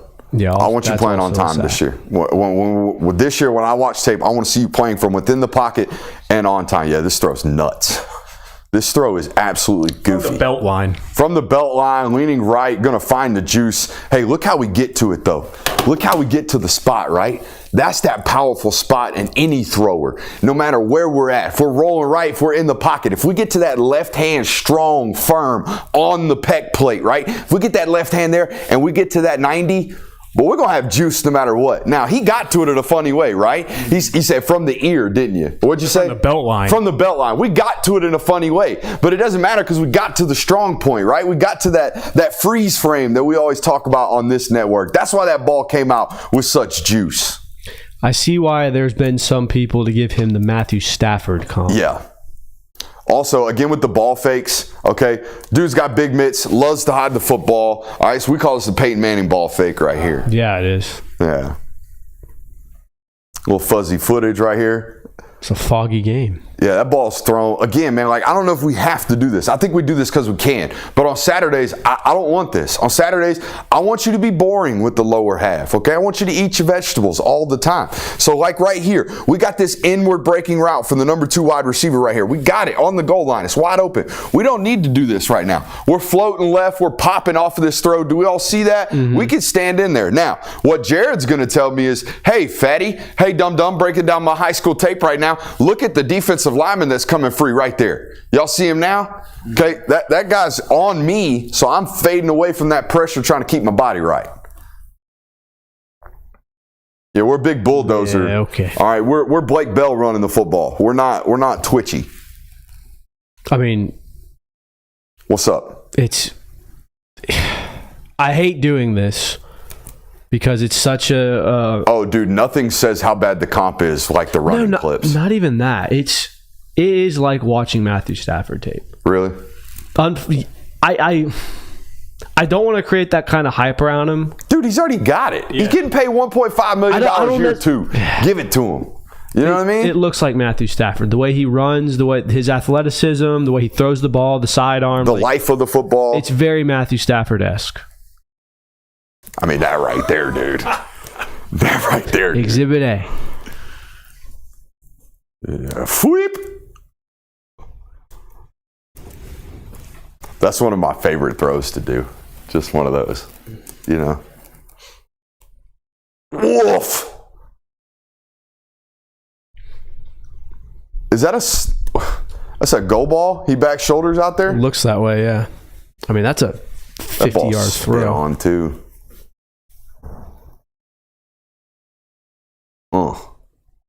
See, I love how we slam our momentum here. I put us in 2 and squeeze us in as much as we can. Okay, watch how we do not let any further momentum float left as we throw this football. We slam it onto that front side. Y'all see that? We almost moved right there, okay? That's how we effectively stop the motions, right? That's how we stop the energy, and it all flows through the point of the football when we let it rip. Mm-hmm. I like how when he plays on time, his feet are tied to his eyes. Yes. There are some of the, the scramble, the DJ Lagway-esque throws where it's like you don't have to do all that. Like this right here. We pitched that front-handed, by the way. Did y'all see this? Yeah. We flipped this. Doink. But when he stays in the pocket, his feet are tied to his eyes very well. When I see plays like this, I think of the word flow state. Like we're free out there. We play this game freely when we're out there playing it and when we're comfortable. That when I start to see plays like that, not as a freshman, I'm talking about like second year starting, that's when I'm going to know, hey, this guy's comfortable. This guy's out here doing what he's naturally born to do at the position.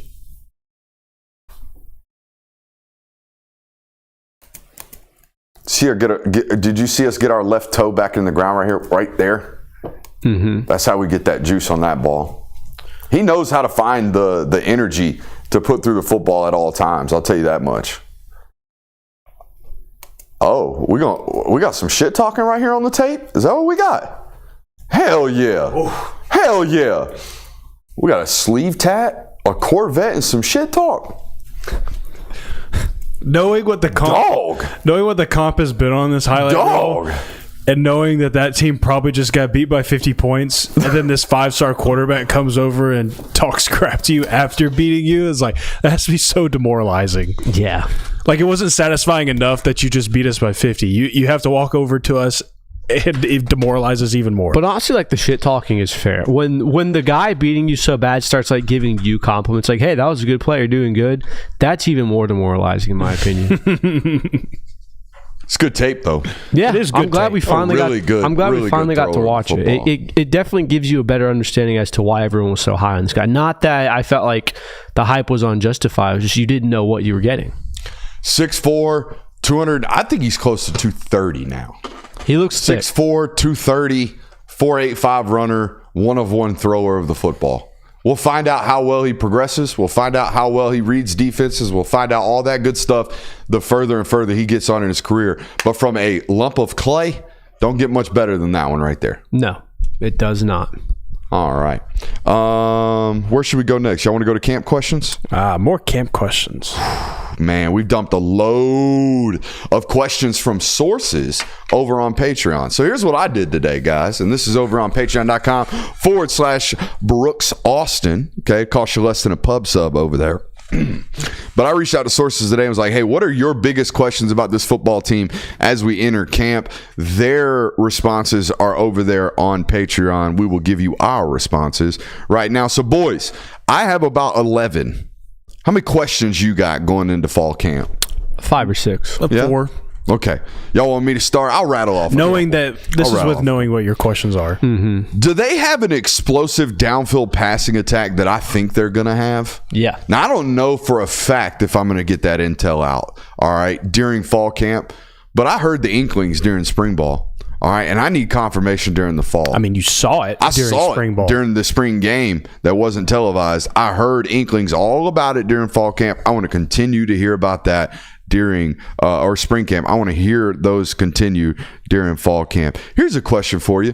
Do they have or will they have identified their designated pass rusher like they had last year in Jalen Walker? Will they have the guy that they know, hey, we got a one-on-one over here on this donkey that is a right tackle. Let's throw so-and-so. Who is so-and-so that they're going to throw? Is it Elo Mendoza? Is it Gabe Harris? Is it whoever? Who is this guy that cements themselves as the designated rusher? Was Jalen Walker anointed this time last year?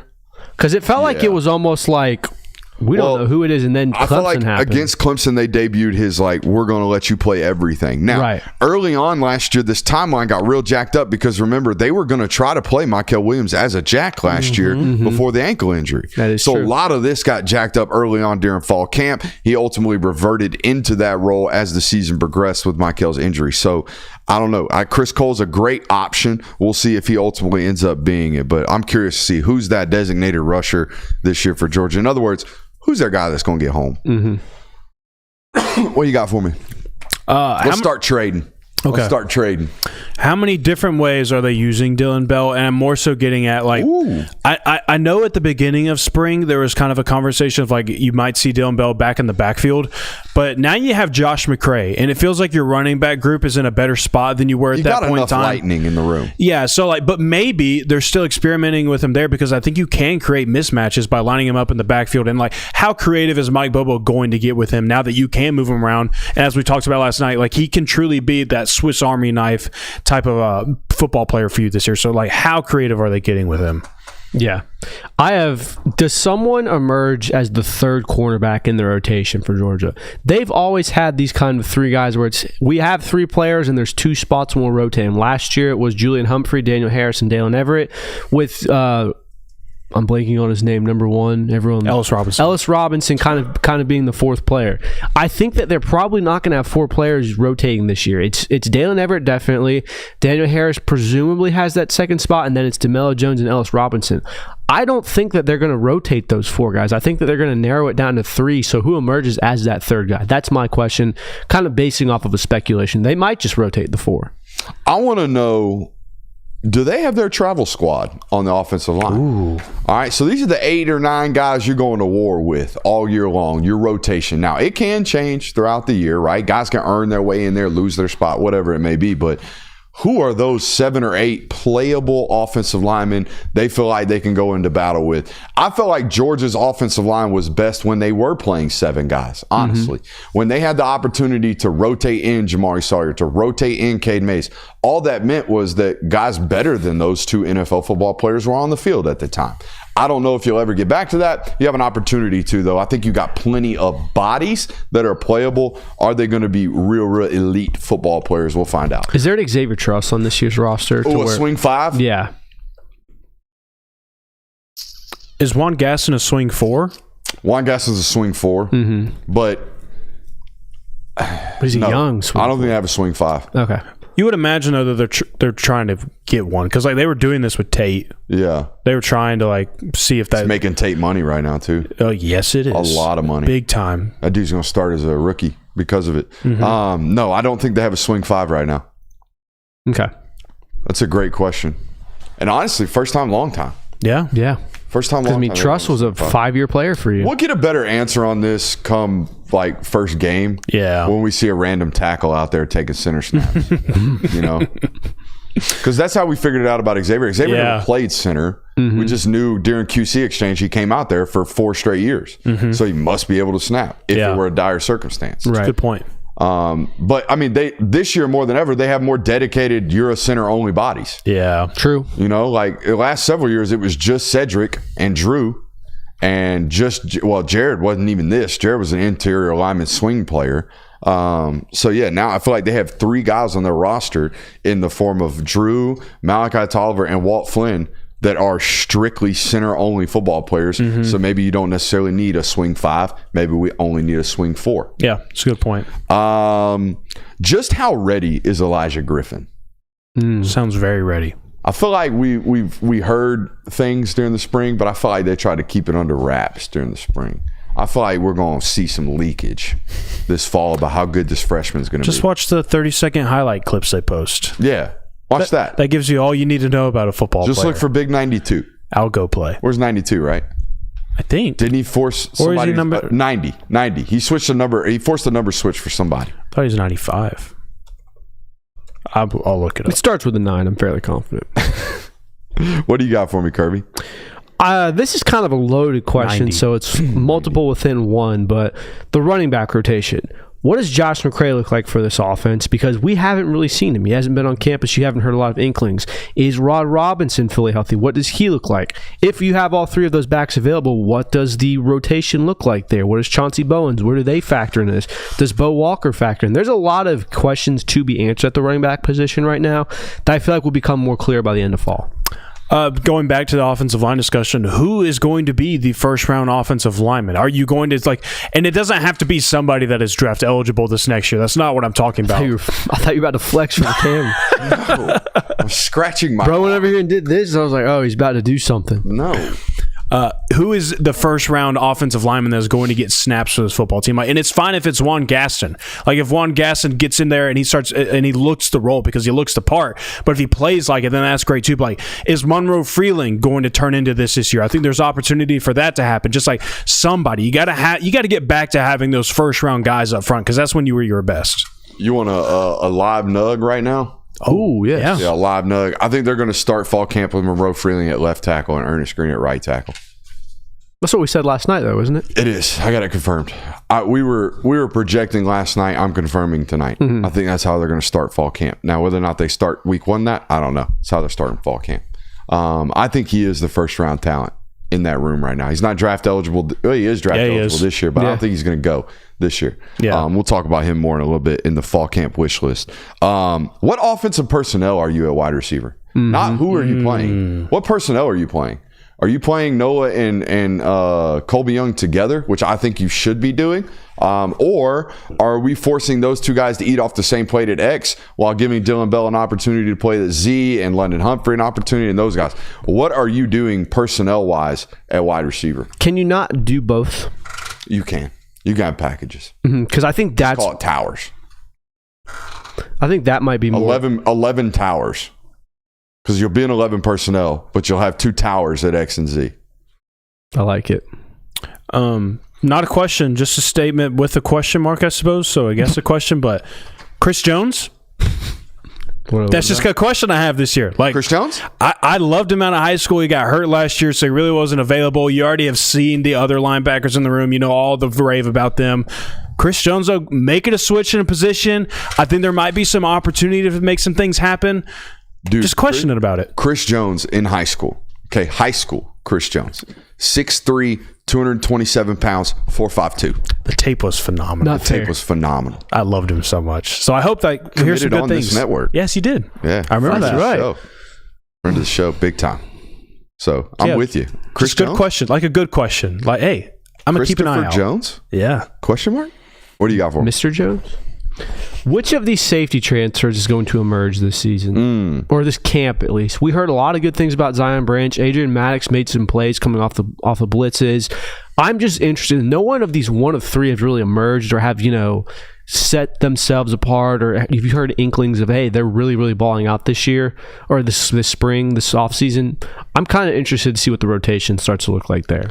I think if Elias Williams and Ethan Barbour were tight ends in any other room in the country, we'd be talking about that program featuring those 2 freshmen at tight end. However, my question about this fall camp at tight end is this room breachable by those young football players? I like that. Are you going to be able to play? Are you going to be able to get playing time with guys like Oscar, Lawson, and even Jaden Riddell above you in the depth chart and having been on this roster multiple years? And, by the way, needing burn. Like, Jaden Riddell needs burn. He needs playing time this year for those guys. And that was one of my questions is, what's the game plan at tight end because of Jaden Riddell? Like, they played 3 tight ends last year. They got snaps for Urosic, Lucky, and Delp.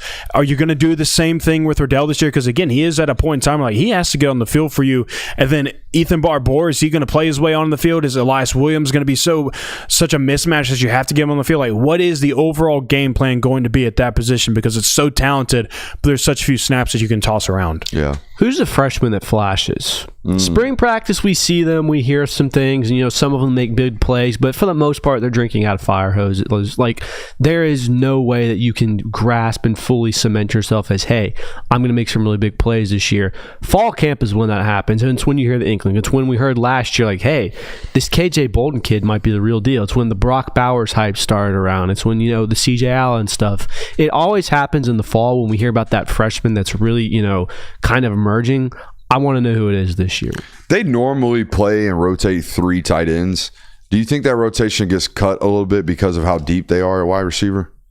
I mean, there's potential they got a bunch of wide receivers that need playing time, guys. Yeah. The idea that, unless it's short yardage situations, the idea that we're going to base first and P and 10 out of 12 personnel. But, I mean, they have a lot of tight ends that need playing time, too. I know. But most of those guys are young guys. This is true. You got 3 that need playing time in the tight end room. You got, I don't know. 7? Yeah, 7 wide receivers. Need playing time in the wide receiver room? Yeah. So it's just weird. It's a good problem to have. It's a great problem to have. I'm another question we led on to the Patreon is kind of tied into this is like, who are the dudes at wide receiver? Like who are going to cement themselves as alphas this fall camp is a massive question. Are we going to get any type of update on how Ryan Puglisi is progressing within the offense? That was one of my questions. The actual system. I know that when he goes down there on scout team, he's making plays left and right. I have no doubt about that. That's all about his physical capabilities, and he's as physically gifted as any human that's ever played the position. So I have no doubt about that. But my question and what I want to hear during fall camp is that this dude is playing on time in the system with the ones, and he is ready. If need to be called on, this guy is ready, because nothing will hinder the Gunnar Stockton offense more than not being able to run that guy. If they can't willingly run Gunnar Stockton without worrying about him getting hurt because they don't have a backup, then the offense is going to become very one-dimensional very quickly. They need Ryan Puglisi to be playable and winnable as a backup quarterback this year. I mean, it's one of the rare cases where the success of your offense hinges on how ready the backup is. Yeah. Because like you just said, you have to be cautious with Gunnar Stockton because he is established to very clearly through 6 quarters of play and through all the stories we've heard, he's not a slider. He's not afraid of contact. He will get hit. I mean, we've already seen him get knocked out of a game once. So. He almost died. I mean, yeah, that was... I mean, I don't know. By the way, having been... You said almost knocked out? Having been in the end zone... No, he got knocked out of the game. Dude was cold. Yeah. Out cold. It's the quickest get up, though, from being knocked out. Oh, I've ever seen. I firmly believe... I think it's Lawson. If Lawson doesn't grab his arm, he's falling down. The dude was not on his feet. You can literally see his eyes roll into the back of his skull. I don't know how he held on to that football, and I don't know how he didn't tear his ACL. That too. Tough dude. Very tough. Lunch pail. But no, to my point, there's probably going to be a hit like that at some point on Gunnar Stockton. That's just the way it is because that's the way he plays. If that happens, Ryan Puglisi needs to be at least able to competently be on the offense. So I completely agree. Yeah. Anything else? I'm good. I got a couple more. I've got one more. Go ahead. Who's the name that's surprising coaches? Not necessarily the freshman that's wowing people, but the I got 2 guys in flip-flops out here on my stage. There's nothing with flip-flops. What's wrong with flip-flops? Grown-ass men wearing flip-flops nowhere near a body of water. In a professional setting, nonetheless. It's crazy. I wouldn't. Thank you, AI, for shaking your head with me. I wouldn't call this in unison. I wouldn't call this a professional setting. You wouldn't call this a professional setting? No. Tell that to our professional sponsors. We're going to break news on in a couple of days. Hey, we're having fun, but that's right. It's up to something season around here. We got big plays coming to this here network. There's big plays. There's nothing wrong with flip-flops. On the precipice of 50,000 subs, we got big plays coming this way. How do they figure out the linebacker rotation? I think they got 4 NFL linebackers and 2 spots to play them at. Yeah, but I feel like it's pretty straightforward right now. You think so? You'd have to imagine CJ Allen is your Mike. I'm talking about getting them the playing time that they deserve, that they warrant. Well, the answer to that is beat the teams you're supposed to beat so that these guys can get the burn that they need. Don't let UMass have 30 points on you in the 4th quarter where you only have a 2-score lead. Stuff like that. Let's put teams away so by the middle of the 3rd quarter we can say, all right, 2s, time for you to get your playing time so you can develop. I will say this. I have a film study coming up tomorrow on Kristen Miller and CJ Allen, and the more and more I watch late game tape from last year, the more I see 3 linebackers on the field. What y'all giggling about? I'm laughing at how you call this professional setting, and then there's a dead fly just plopped on the ground. Hey, bud. Also, there's a pond in the neighborhood. There's body of water. That ain't a body. That ain't a close proximity body of water. That's also not a swimmable body of water. Oh, I'm not even justifying the body of water. I'll wear flip flops as long as the weather starts with an 8. I'll knock you out with a pair of flip flops on my feet. Are you preacher manning me right now? There's going to become a point in time where he joins the flip flop gang. Never. It's not even a gang, dude. I wore flip flops this weekend at the lake, like most men do. Okay, see, it's already starting. Near a body of water. It's already starting. Oh, is this a masculinity thing? No, it's just, dude, your toes shouldn't be out. Why? Because you're a man. You got ugly toes. So it is a masculinity. I'm at least getting paid to show the feet. I'm not even showing the feet, dude. This is a waist up production. But I got to look at the dog. I could be naked right now with a t-shirt on and no one would know. And why are you looking at my feet? How do they stay healthy and answer all of these questions that we just went through? I mean, that's the $1 million question. Every football program would like to know that answer. Facts. Fall camp wish list. Let's get after it. What you wishing for? I mean, starting on what we all health. Yeah. Let's establish that one just being healthy. The first wish list I have, though, is I just want to hear that, hey, blank is being an absolute dog this year. There's fights at practice. They're getting on people at the locker room, like stuff like that, to where it's we have actual alpha males on this team. We had to send so and so home today. He couldn't be talked down off the ledge. Exactly, stuff like that, to where it's not to the point where it's toxic. This guy's a cancer to the locker room, but just things to give this team some edge. I like that.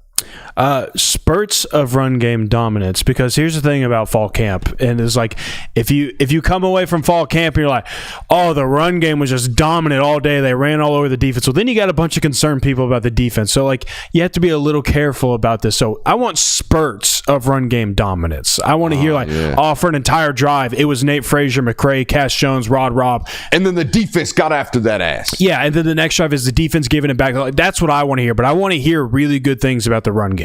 I like that. I want to hear, just as a wish list in general, I want to know going into week 1, really by week 3, that the lines of scrimmage on both sides of the ball are really solid. Like they've been solidified. That's a wish list for any football program, period. But like this football team especially, with their identity as a team, they're going to have to be able to run the ball. Their identity as a team is going to be based on their line of scrimmage dominance. They're going to have to get back to that. I'll kind of piggyback off of that one. I want to hear about specific guys flashing on the interior offensive and defensive line, because I feel like, the old adage is like, if the offensive line looks great through fall camp, well, it's, what does our defensive line look like? Are we going to be bad?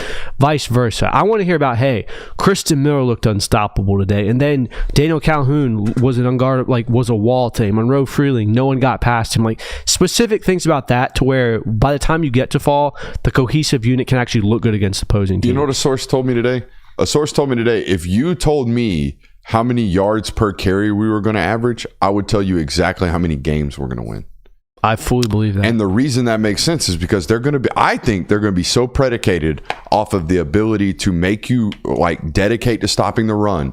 That's going to create explosives in the play action passing game. That makes complete sense. I believe it wholeheartedly. You want to hear about singular people on the defense line. I want to hear it about specifically Colby Young and Noah Thomas. I want to hear they were just unguardable today. There was nothing you could do about it. Like those two guys were just unstoppable on offense today. That's exactly what I want to hear. I love that. You go ahead. Okay. This one, I talked about health, but this one is specific to this room. I feel like for the last 2 or 3 seasons, we've heard a lot of good things about this specific group, and then there's a failure to launch by the time the season starts. The running back room. I mean, 2 years ago, they were putting Dylan Bell out of position. Last year, it was for certain reasons, we're going to have to rely on a freshman in this game against Clemson to really get there. I want us to get through fall camp, to get into the 2025 season, and have all of the running backs on this roster available to you. That's my wish. I like that. The name Andrew Thomas came up today, talking to a source. I like that. In connection and correlation to Juan Gaston. The idea that Juan Gaston just might be that transcendent of a year one, we have to play this guy, he's so damn good type of football player. I want to hear that. I want to hear about that this fall camp. No different than I want to hear about Elijah Griffin. I think those two football players have a potential to get back that. Holy shit, Georgia's got 2 of these guys. They got 2 guys that might be top 15 picks in one class on the lines of scrimmage. I think they can be that great. I need to hear a story, just one time, just a story about them telling Gabe Harris, hey, buddy, chill out, bro. You got to dial it back a little bit. Yeah. The freshman offensive linemen are bitching at us right now, saying that you're playing way too hard, and everybody's saying that you need to chill out. Just dial it back a little bit for us today, all right? Such a night and day different football player now than he was the first time I ever saw him. I think I've told you guys that story. At Gabe Harris down at Valdosta the first day I saw him. I mean, it was putrid. The level of effort, the lack of effort, the walking around, the body language, it was just terrible. It was not... I filmed it and thought, leaving that day, no way this guy survives. No way he survives at Georgia, of all places. I went and saw him a month later at an OTA, and I just must have caught him on a bad day because I watched him in the OTA playing like his damn hair's on fire. He gets to Georgia. His first comparison that I hear about Gabe Harris is, holy crap, we think we got a Chaz Chambliss that got gifted. You know, like a Chaz Chambliss that has traits is what they were comparing this guy to. He plays like his hair's on fire. So I hope it pops for him this year, man. I really do. And they need him to. They need him to play like that. And we've had indications and suggestions that this is the case. I want Kirby Smart to flat out come out and say that, hey, this is Gunnar Stockton's team this year. Because I feel like we kind of, he's bringing him in media days, it's Gunner's team. And then Kirby made the note to say, well, Ryan Puglisi is also very good too. I feel like everyone in the room believes in Gunnar Stockton. The fan base is behind Gunnar Stockton. It seems like the coaching staff is behind Gunnar Stockton. I want that to be a publicly known thing because I feel like that's going to instill confidence in him. That dude's had a lot happen to him to still have self-confidence. Like that whole, we talked about it going into the national championship last year. I feel like we were the only network on the face of the planet that was talking about it. The idea that Gunnar Stockton was having to start for his hometown football team to go win a national title in a college football playoff, all the meanwhile, they were maybe investigating whether or not they were going to take a transfer quarterback. Like I'm going through 15 bowl practices with Dylan Lonergan standing over there looking at me thinking maybe I could beat that guy out. Francisco Fernando Mendoza comes down, does the same thing. You see what I'm saying? Like, Right. I'm with you. I'm with you. I want the head coach to come out and be like, this is our guy. I believe in this guy. You know who? It did a tremendous amount of self-confidence and growth for Cade Klubnik to have that type of stamp of approval from Dabo. Go listen to anything Cade told the media last week at ACC Media Day. That's all he talks about. How much that did for him. I'll keep it within this program. Stetson Bennett, when Kirby Smart came out, was like, this is the guy moving forward. We were buying into him, was a different player. I felt like he was a different player after Nolan did it. After the Florida game. I feel like it was a total different vibe around the football program. So I'm yeah, with you. we all think It won't happen, right, but it needs to. we're all confident that Gunnar Stockton will be the quarterback for the 2025 season. We're all very confident that the guys around Gunnar love him and believe in him. I just want it to be a, hey, this is the Gunnar show, full steam ahead type thing. I would like that. I'm good on the wish list. Y'all good? Yeah. Let's talk about leaps. Players who will or have to make an absolute jump. I think the only player on this roster that absolutely 100% has to stamp himself as what he is supposed to be is Jordan Hall. Now, it's not byproduct of him. It's not him not living up to expectations. It's unluckiness for him. He's been banged up. He's been injured since he's gotten to Georgia. It's a massive year for number 44. Will take a leap. Dylan Bell. I think it's inevitable that Dylan Bell is going to take a leap this year. I just don't see him replicating the type of performance that he had last year. I think that you'll just see a more confident Dylan Bell, and I think that's kind of what got into some shady waters last year. Is I think that they just kind of lack some confidence. I think that unit in general, though, just kind of lacked confidence there at the end of the year. I think you'll see the 86 that you saw in 2023, where it was like, man, this guy might be something special. What's that geography term for two high pieces of land and then that low piece of land in between? Valley. Peaks and valleys. Basin, maybe. Okay. Make last year a valley. Get back to that plateau of 2023. I'm with you. I like it. I think that we are going to see a big leap. Now, this is rich because he didn't play most of the season last year, but Rod Robinson. You're going to watch what he did in 2023, and he's going to look like a completely new player in 2025. I'm big on the hype train for him. I think that he will be fully healthy this year. I don't know necessarily if he's going to be your RB1 or if he's going to be, the 1,000-yard rusher everyone's trying to find. I like Rod Robinson being a very, very good running back this year for Georgia. Was it just me, or was it really interesting to see Georgia almost like force their hand to get Dwight Phillips a role last year? In what way? You might notice that. Like late last year against Georgia Tech, they're like, "Hey, Dwight's healthy. Let's get Peanut a jet sweep." Against Florida. Against Florida, they deployed him. Florida was the main. He was a true freshman last year. They're going to get Dwight Phillips an opportunity to play this year. I was talking to a source today. I think we all, myself included, think of him as this gadget player, as this guy who I'm just going to do fun stuff with. I think they're going to get him traditional carries. I think that maybe what steered that narrative a little bit is when Kirby was asked about Dwight Phillips after the Florida game. I remember him saying this, how they implemented packages. Like Mike Bobo came in and was like, hey, can we get Dwight Phillips on the travel squad because we want to put some packages in for him? When you hear things like that, I think that instantly puts in people's mind like, oh, this is a gadget guy. Like they have special packages for him. So I think that's kind of what steered that narrative. And his general size. Yeah, Let's be honest. He's a 180-pound kid, or looks like that. I don't know what he weighs now. He's probably put on some weight this offseason. Must take a leap, Oscar Delp. Yeah. Got to get back to what we were thinking you were going to be last season. I think you got to surpass that. Like what we thought you were last year was a 4th-round pick. Like to hold off this room, you got to play your way into a top 90 selection. This room is great, man. This room is really, really good. I think he thinks of himself as that. Oscar Delp is that, by the way, guys.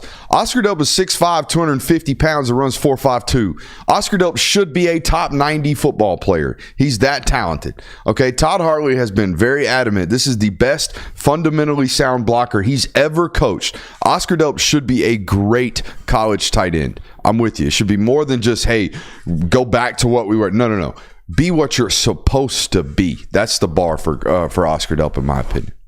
I think a player who needs to take a leap this year is Daniel Harris. Not only because, your position might be on the line just from the depth chart stand, but when he was on the field last year, he made some really, really good plays. He flashed a ton. I think there were also some times where it was like, he needs a couple more reps. Daniel Harris is a guy who I think needs a leap. I think he's going to have to hold it off. Honestly, is this his breakout season? It has to be. Could guys that are so good behind you push you into doing what you're supposed to have been doing your whole life? Daniel Harris, like we just got done with Oscar. Daniel Harris is 6'3" and ran, I think, 10.78 in high school in the 100. Daniel Harris is as physically gifted as any player that has ever played corner for Georgia. Will Ellis Robinson and DeMello Jones make him play to his ceiling? I think there's a potential that it could happen. I think it's a great point right there. I think Zacoby White's opportunity for a breakout season has been taken away by Zachariah Branch's addition to this roster, but I felt like it would be malpractice to not talk about Zacoby. I think Zacoby's going to be a great football player at Georgia. Just got to wait his turn. I think it might happen this year. You're one injury away. You're a special teams opportunity away. They're going to find reasons to get 18 on the field, I think, this year. Yeah, I like that. Will take a leap, KJ Bolden. That might feel like a layup take, but I mean, it's so easy that you have to say it. Like, KJ Bolden is going to be an ascending player until he leaves the city of Athens, in my opinion. I mean, he was really good as a freshman this year, saw some really good signs, and I think that as he continues to grow into an SEC safety and he continues to grow as a player in general, he's only going to get better. I think this year you'll really see him put it all together. And if it's possible at all, that kid's only going to get more confident. Yeah. Yeah.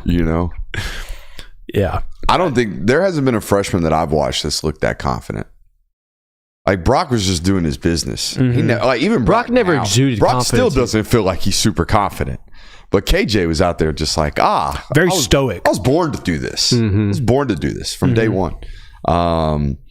Ellis Robinson, maybe. I think he's already been mentioned here. I think Monroe Freeling needs to make a jump. Yeah. I think Monroe Freeling has an opportunity to be a multi-year starter at left tackle for a national championship contender.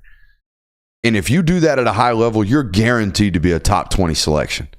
Monroe Freeling has an opportunity over the next 2 years to make $100 million. That's the realistic opportunity in front of him. He's got to go seize that, man. He's got to go seize that. Staying in the offensive line, I think Daniel Calhoun takes a leap this year. He got hindered by a foot injury last year, but there were really, really good things coming out of him. Even in the bowl practices from 2023, it was like, this guy is the real deal. I think he takes that major leap this year and becomes a really key rotational piece, if not a starter on the offensive line.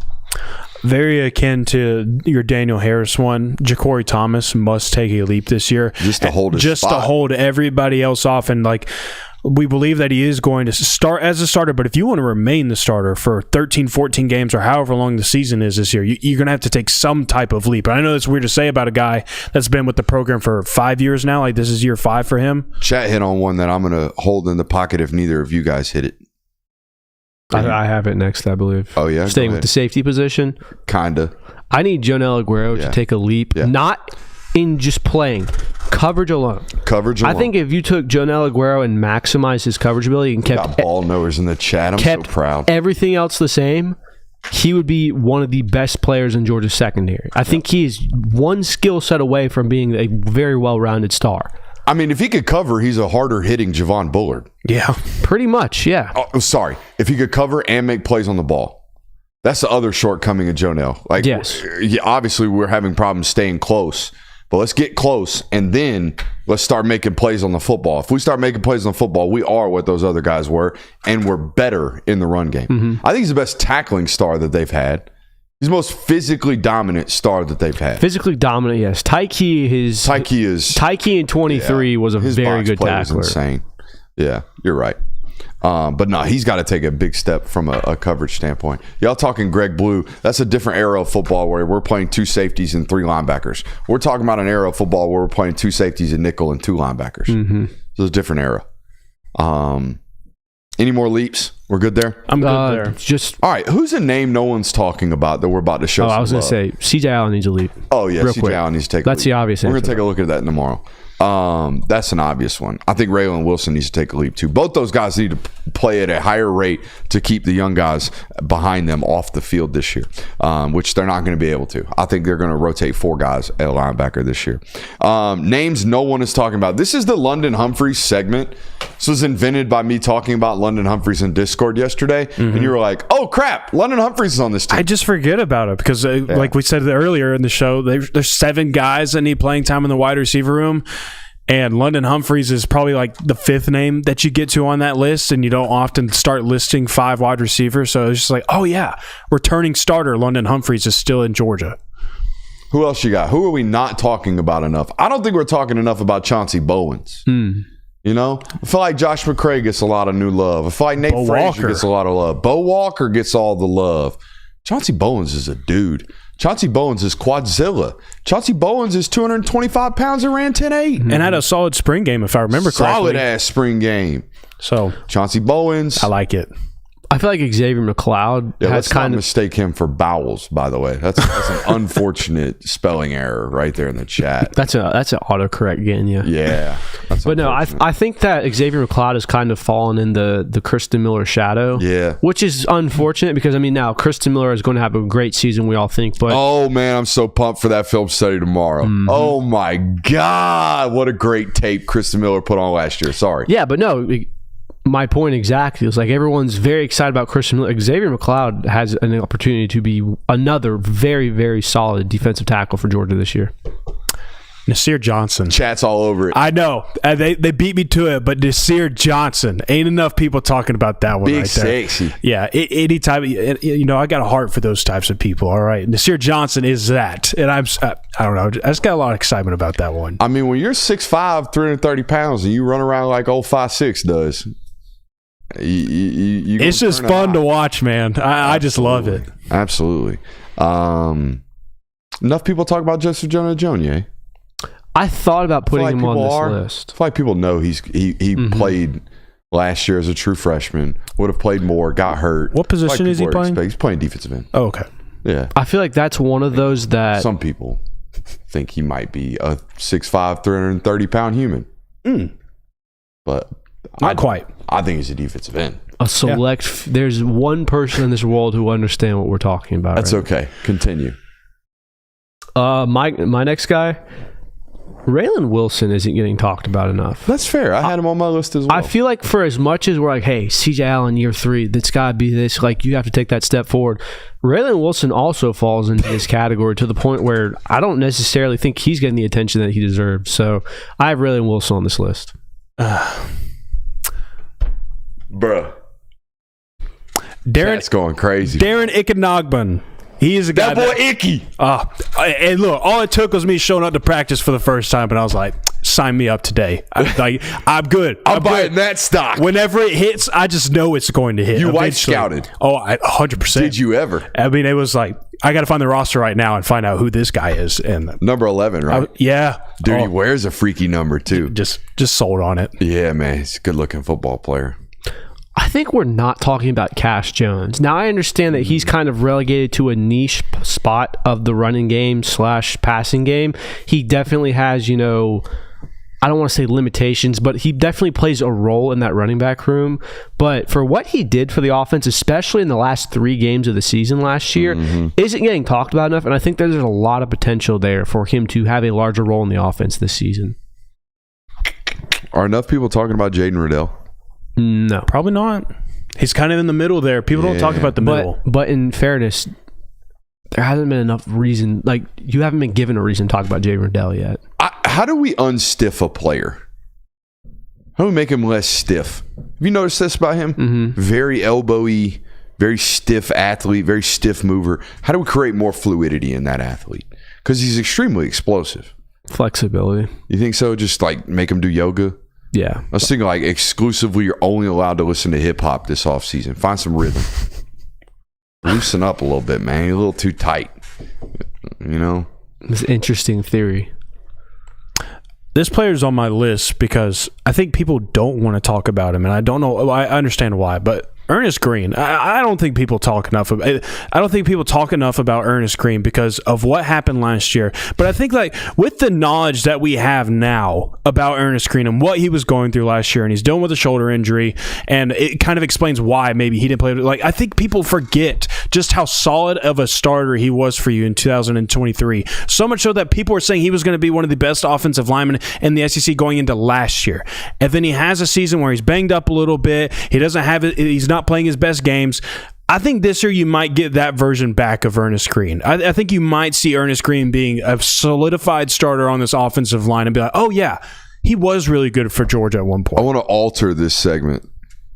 Folks, we're not talking enough positively about for Ernest Green because Lord knows Georgia fans talked about Ernest Green this offseason. That's what I said. They talked enough about him. Yeah, I was like, they don't want to talk about him, and it's not all positive. Negatives, just crapping on him. Yeah. I